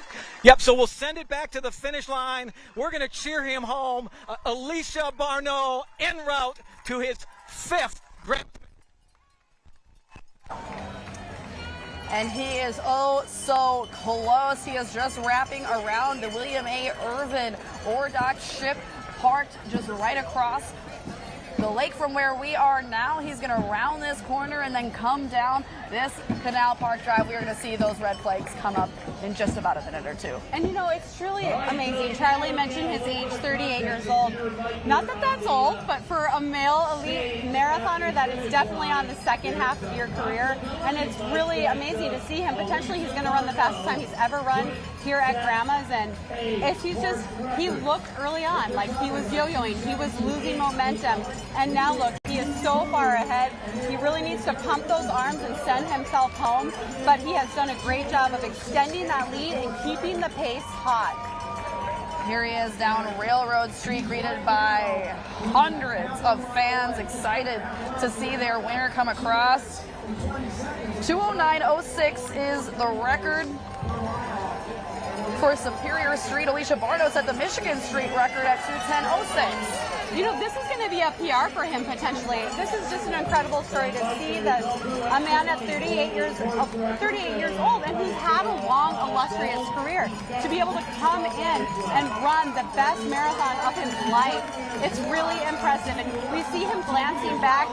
He's kind of thinking, like, can I enjoy this? Do I get to enjoy this finish? And he certainly does, and he's going to turn home, and absolutely that course record is in jeopardy. You're at 2:08 as we speak. Here he's coming, Lake Place Drive.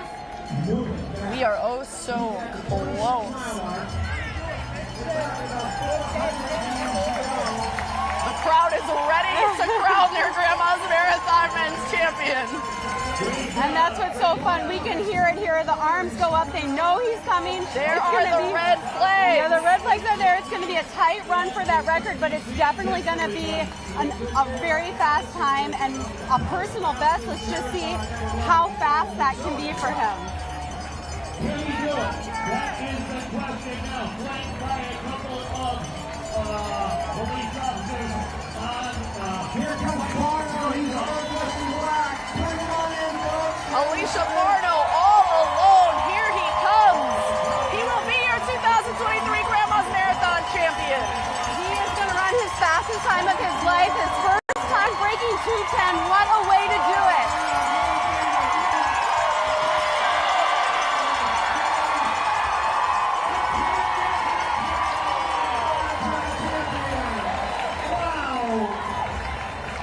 Just the chills, that roar of that crowd. Oh, that was amazing. We knew he was coming because it just got so loud here at the finish. And that's what people love about this race. People are so excited to see him. And that is an incredible run from him. A PR at 38 years of age. The first time he's ever gone under 2:10. What a way to do it. Wow, 2:09.14, the unofficial championship time. And this here is Dominic Gonduro.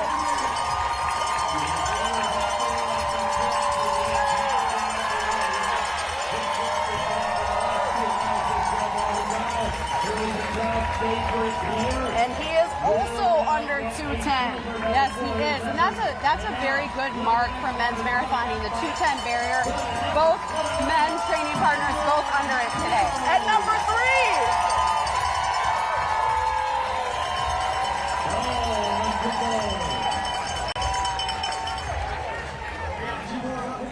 Look at Onduro and Barno here. You can see them at the finish line with their Kenyan flags. They are celebrating together.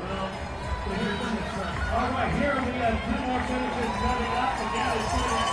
You're just seeing this men's pack. What we were seeing all day, you're seeing them now all come across. That's American Nathan Martin finishing right now. That's an awesome run for him. That was a huge personal best for him. He just ran 2:10 in the 2:10s.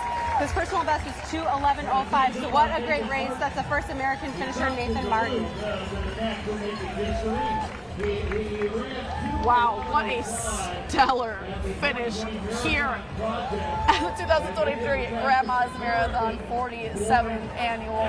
Wow, I still feel the chills. Yeah, and that's what's so cool about the marathon, right, is we saw this big group of men and then we got to see the race develop as it went on. And at the end here, everyone was pretty spread out, but that's the beauty of it. There's so much racing and little races within the race.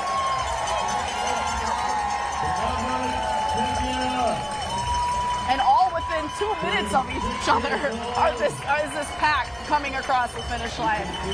And you know, we are seeing these fast times, and I do believe that's because there was a big pack that was working together.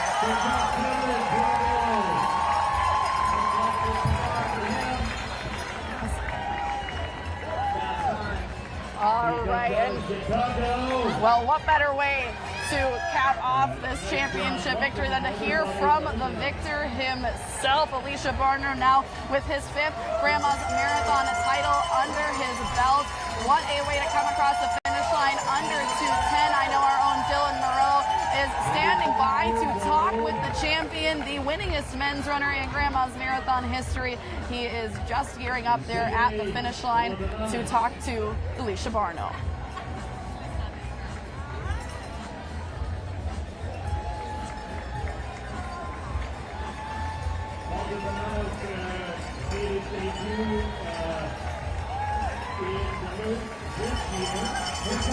Alicia's just getting ready. Makes sense. He ran an under 2:10 marathon, 26.2 miles. I think I might need to breathe for a couple seconds or minutes or days. Absolutely, and probably start that rehydration process. We do see the jersey's a little heavy and wet at this point. They're feeling that humidity, so if he needs a little extra time to, you know, catch his breath and hydrate, we can wait. It was so fun to watch him pull away from the pack like that and to come across, and as you mentioned, a PR for him. Yeah, that's so impressive. You know, when you've been marathoning that long, it's really hard to PR, and usually the later in your career, those days are sort of behind you. So that's, to me, very inspirational, and it should be to anyone that there really is no limit of when you can keep improving. Especially since that PR came all the way back in 2018. So he has not slowed down one bit. That was at the Houston Marathon, and so now 5 years later he has broken his PR, and like we were saying, you know, 38 years old, it's so great to see him still continue to have so much success. Oh, absolutely. And in that race, you know, we've mentioned it already, but we thought he was kind of out of it. He was one of the first people to fall back. He kind of got himself back onto the pack, then he fell off again, and we thought, well, it's not his day, and then all of a sudden he wins by a huge margin. So he really ran his own race today, didn't get necessarily caught up in what the other men were doing, stuck to his own race and became Grandma's Marathon champion for the 5th time. I'm sure, you know, maybe that was part of his strategy. Maybe him falling back was the motivation he needed to push ahead. Yeah, maybe. And it clearly worked for him, and it was just interesting to hear that, yeah, not only did he fall back once or twice, but it was a handful of times. And then just such a handy victory, and he had that in his hand. Yeah, you know what they say, there's no guarantees in the marathon, and that's what we witnessed today, and I feel like that's what we're seeing on the women's side as well, which we will eventually get back to. But what a great men's race. It's fun as a fan to see a race that develops over time. You know, it's exciting when someone pulls away and you get to watch that, but it's also exciting to see the race develop and see when someone makes the move and how they're able to navigate the marathon, because, you know, it's not an easy task. It absolutely isn't, and they've all done such a good job so far. With all of this elite pack that we've seen come across here, I believe we witnessed Milton Roteach cross. He was the 2021 champion, and they do so well with, you know, maintaining their bodies, maintaining this speed that they've built up. I mean, it's a skill, obviously, you know, but to watch them do it year after year.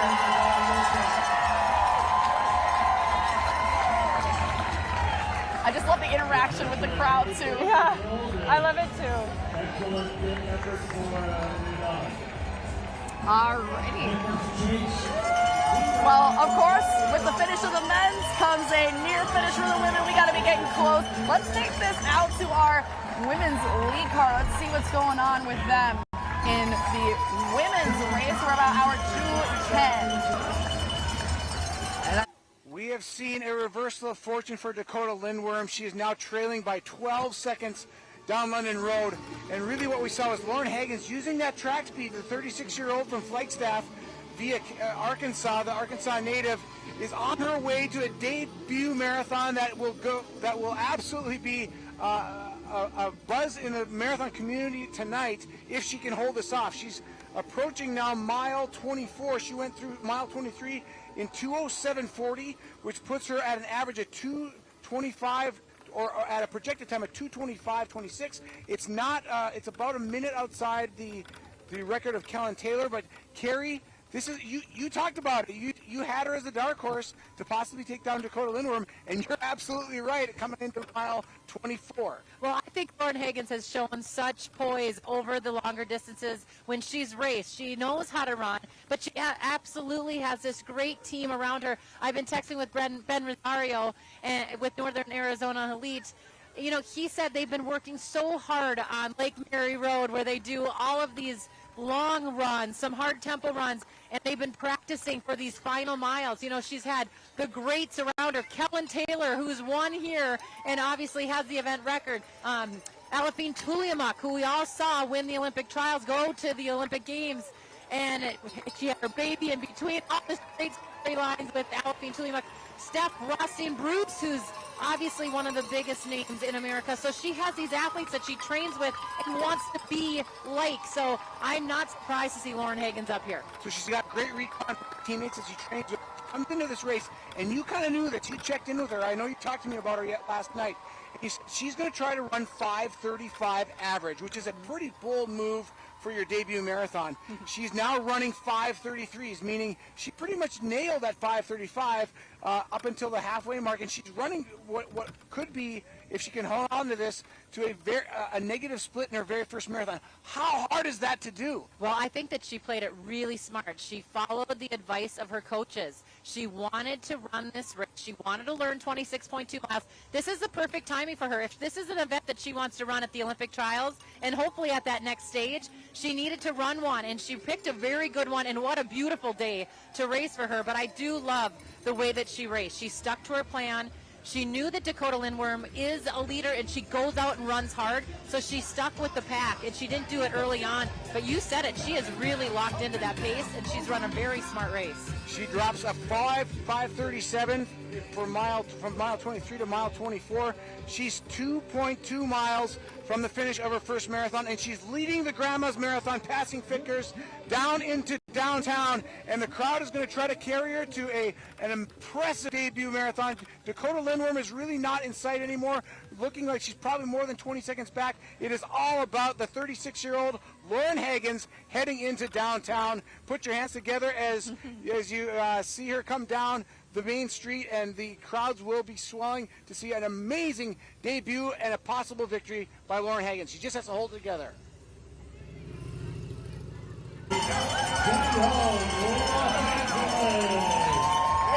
Yeah, what a shift in this race for the women's to see Lauren Higgins absolutely pull away, especially as much as she has from Dakota Lindworm. I'm thinking, is perhaps our reporter Dylan Morello ready with Alicia Barno?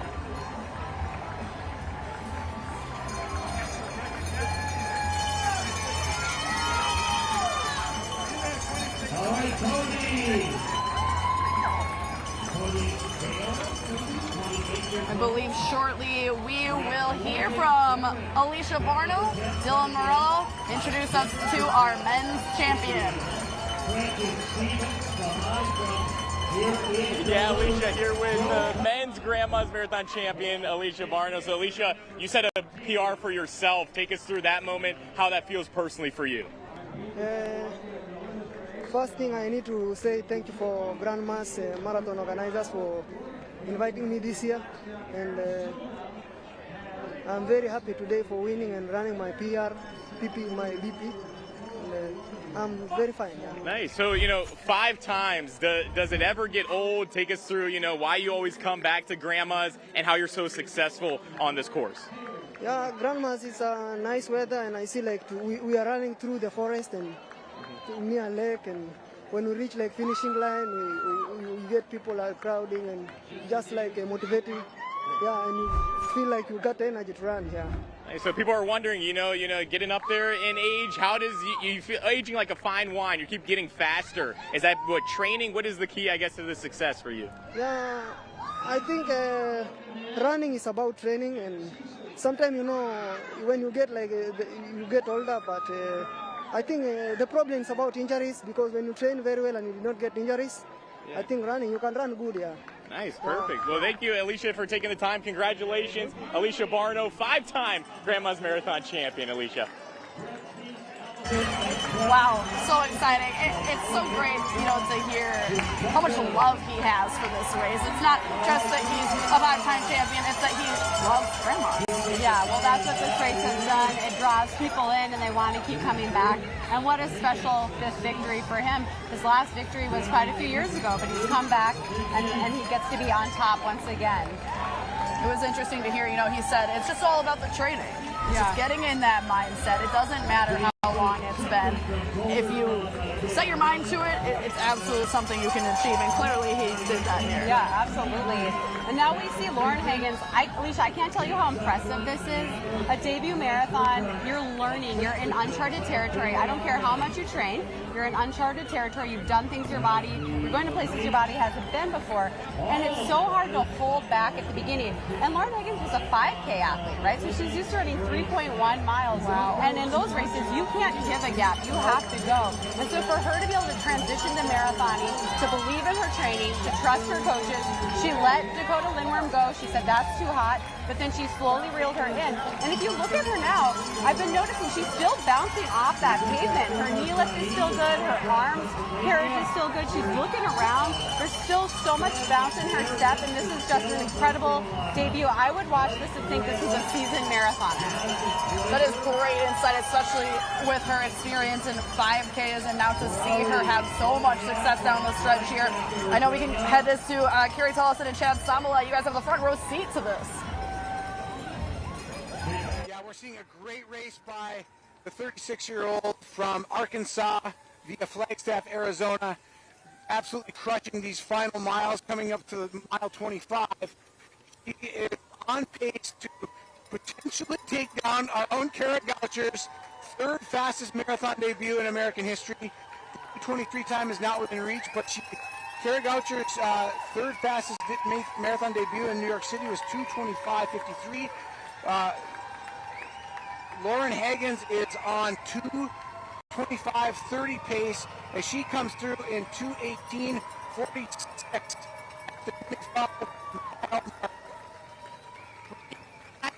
Lauren Higgins has been through a lot. She made a big move to Flagstaff on her own. She's had some injuries. She's went through a lot in her personal life, and she has stuck with it. She did not give up, even though times have been tough. It hasn't been easy for her, but she is finding new events, and she's trying new things. She's trying to find that happiness, and she looks like she's got happiness. Bruce just texted me and said she's having an awesome day. She's been working so hard. Everyone is so...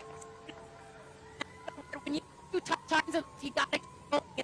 That's what this sport teaches us, is you got to stay gritty. And she is definitely getting it out today. Looks so good. Kara said it. She's coming off the pavement. She looks like she has that track runner in her, turning over to 26.2. Yeah, her release off the ground tells you all you need to know about the energy right now by Lauren Higgins. She's up over I-35, the high point of the rest of the course. She'll drop down behind the Hemphill Arena, the back along the by the William A. Irvin. She is just minutes away from the finish.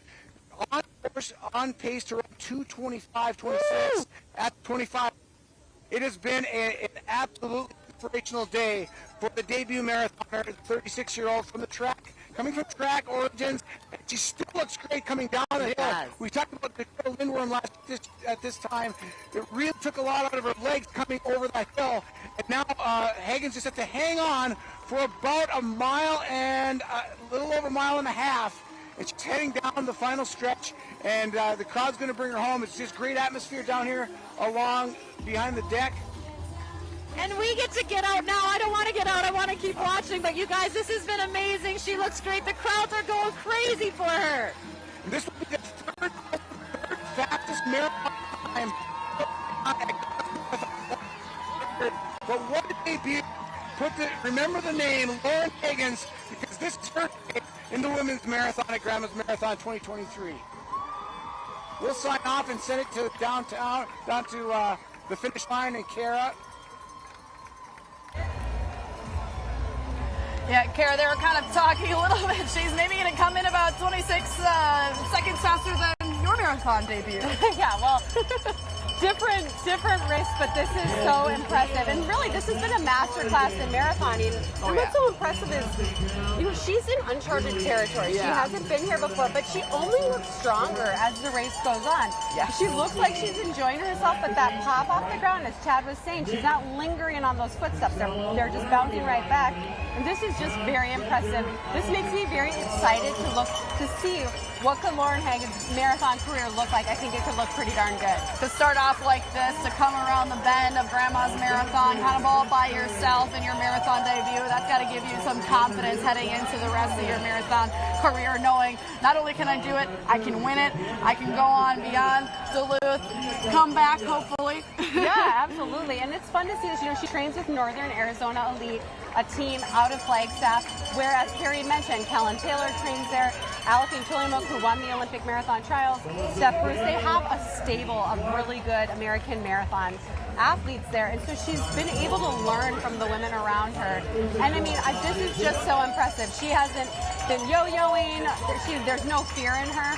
She really ran the pace that she knew was right for her. She didn't get caught up in any of the early stuff, and she just stuck to her own race plan. And that's why we're seeing her finish so strong right now. I'm sure Kellen Taylor's insight being on her team was huge for this, being the course record holder. Absolutely. Any detail you can get from teammates is really helpful. And this is just such an impressive run for Coach Ben Rosario. Has coached a lot of really great marathoners. He was a great marathoner himself. And so she's in very good hands. But it's really hard in your first marathon to not get caught up in the excitement, to not get caught up in what the people in front are doing. And that's why I think this is so impressive, because she really just stayed within herself. She let Dakota Lindworm go. She said that's too hot. She stuck to what she was supposed to do, and now she's just minutes away from becoming Grandma's Marathon champion. She snuck a look over her shoulder, and now we see her smile. She knows this is in the bag. There's no one to challenge her, no one at all.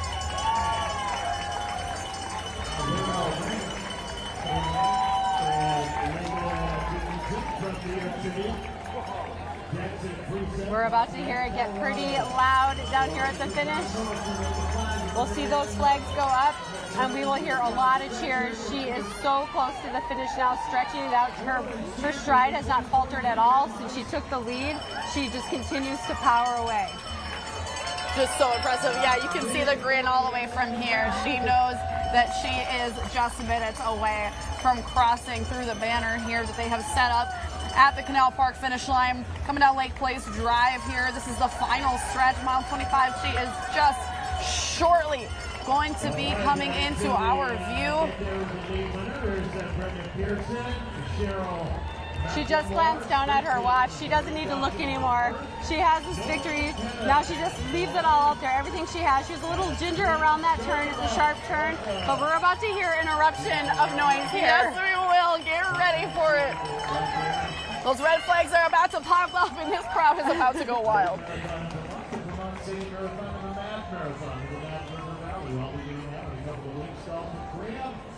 From one of my favorite towns, my college town, Durango, Colorado. Down in the southwest corner, there we go. Here the flag come.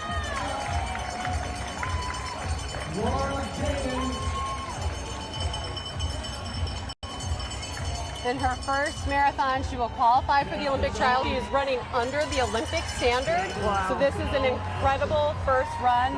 She was born to be a marathoner. It just took her 36 years to realize that. This is her coming down the stretch. Look how strong she looks. The strides.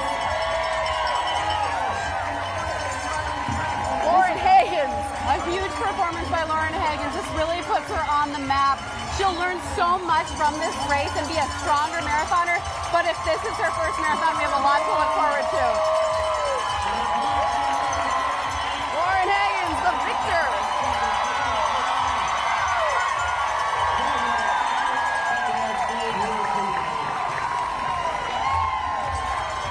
That does it. Lauren Hagens, 2023 Grandma's Marathon champion. What a run. That was so impressive. And she's happy, she's tired, just as you should be at the end of the marathon. Just as you should be. She stuck to her race. She's feeling it a little bit now, which is normal. Yes. But what an incredible performance. There are people celebrating in Flagstaff, Arizona right now. I can imagine the crowd noise in Flagstaff could maybe match what we just heard here. And here comes Dakota Lindworm, the Minnesota native. She still looks pretty happy. You know, this is what I love about Dakota. Yeah, she wanted to win. She wanted the course record, but she's running a very good race. She's going to be second here, and she's still enjoying it. She's absorbing it and taking it in. It's awesome.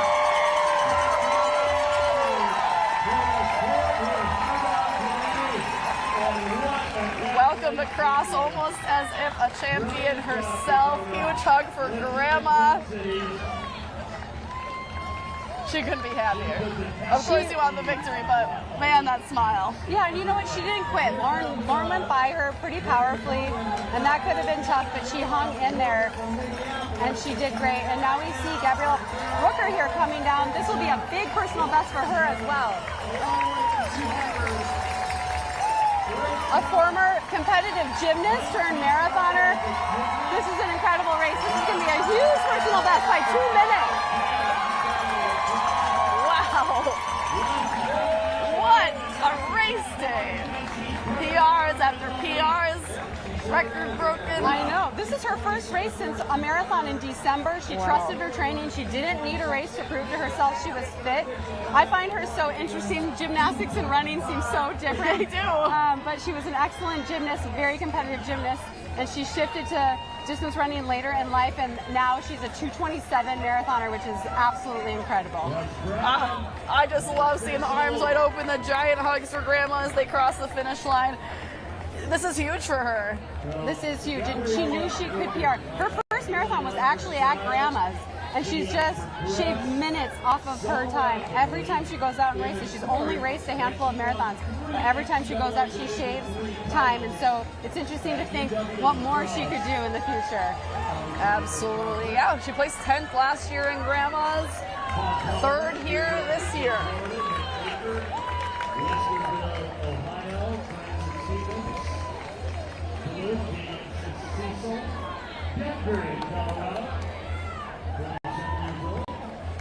Looks like we have someone else coming too. You know, at the beginning of that race, we couldn't see everything that was happening, right? We only could see Dakota Lindworm. We didn't know what was happening. We didn't realize just how fast all of these other women were running. So it's fun to see them come through now and just see how impressive these other women have been.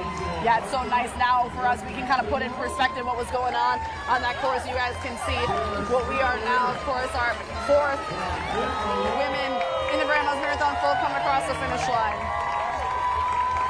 A much closer pack, like Kara, you were saying, than we could see from those lead cars.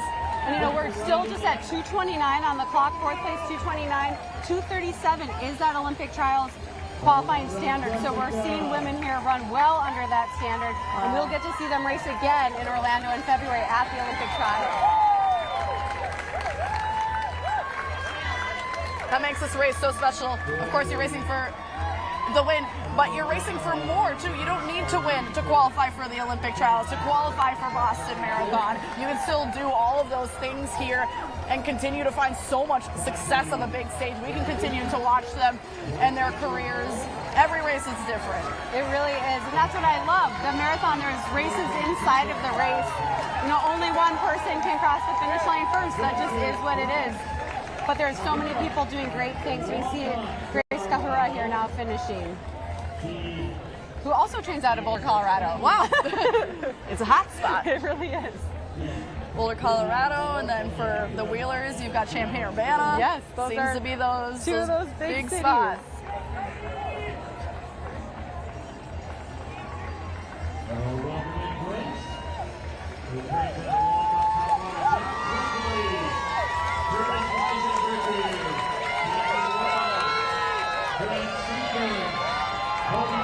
Yeah, a lot of people are getting under this Olympic trials qualifying time. Yeah, and this is great. This is what marathons like this provide, amazing opportunities. And then they get to go perform on the biggest stage, you know, the Olympic trials. It's just an incredible experience whether you make the team or not. Looks like our own Dylan Morello is with our 2023 Grandma's Marathon female champion, Lauren Higgins. Dylan, let's hear from our winner. Yeah, Alicia, I'm with Lauren right now, so first time ever running a marathon. Yeah. First win, a lot of firsts today, a lot of emotions. Take us through it. So many emotions. I don't even know where to start. I didn't expect to win. I was told I could maybe by my circle, but yeah, I went through the range of emotions during the entire 26.2 and had a pack kind of early on, my agent Josh Cox told me stay patient, patient, patient, pace, pace, pace through 20 and then race, race, race. And I almost did that. I think I started to race at like 17, 18, and I thought it might bite me in the butt, but actually held pretty steady. So I was very surprised and happy with that. Nice. You talk about that surprise, that happiness, everybody cheering you on. How does that feel for you? That was amazing. I mean, I have never run a marathon, but I love this one. I love it already. I mean, literally there are pockets of people everywhere, but especially the last 4 miles or so, approaching downtown, that was very, very helpful. Very helpful. Nice. And then I guess why Grandma's choosing this event, this race for your first? It was strategic. I already am qualified for the marathon trials with my half marathon time, so we picked this one knowing it was a pretty quick course if the weather was cooperative, and just good timing in case I take my time to come off of it. So just good timing, and my teammate Kellen has a course record, and she's just spoke very highly of it. So definitely just figured it was the perfect timing, perfect place. Low key but excited, so it was a perfect place to debut. Perfect. Well, congratulations once again, Lauren, the female Grandma's winner. Alicia, back to you. What an exciting finish for Lauren Higgins to come across in her first marathon. Yeah, and even she said she wasn't necessarily expecting that, right? But she executed her race perfectly, and she came away with the win. Yeah, wow. And Alicia Barno picking up his 5th Grandma's Marathon champion. We had a record-setting time in the Gary Bjorklund half marathon with our women's champ. I mean, this is just such a wonderful day. It's been a great day, and for me, it's been really fun to be on this side of it, being able to talk about the athletes. But Grandma's Marathon always produces in all of the races, and this year did not disappoint. Yeah, absolutely not. I mean, I couldn't have picked a better day to come out here with all of our wheelers of full half marathon runners from in Leeds to all of our friends in and out of town. It has been such a wonderful day to spend with all of you. The runners are still coming across the finish line. Thank you for choosing us to spend your Grandma's Marathon Day with. 2023, the 47th annual live coverage of Grandma's Marathon and WDIO and the Fan 106.5 could not have been done without the following individuals: camera operators Jasmine Malone, Kyle Ani, James Fainick, Aaron Werdemont, Eric Johnson, Nick Johnson, Glenn Callahan, and Carl Sauer. Field producers Chris Allen and Alex Buey, replay operator Megan Graftis, digital media manager Sue Holtz, engineers Jason Chad and Chris Downey and Randy Wabick, as well as board operators Joe Flatten and Ken Hayes. For Kara Goucher, Dylan Morello, Bailey Warfield, Doug Curtis, Charlie Mahler, Dick Beardsley, Chad Samala, and Carrie Tollefson. I'm Alicia Tipke.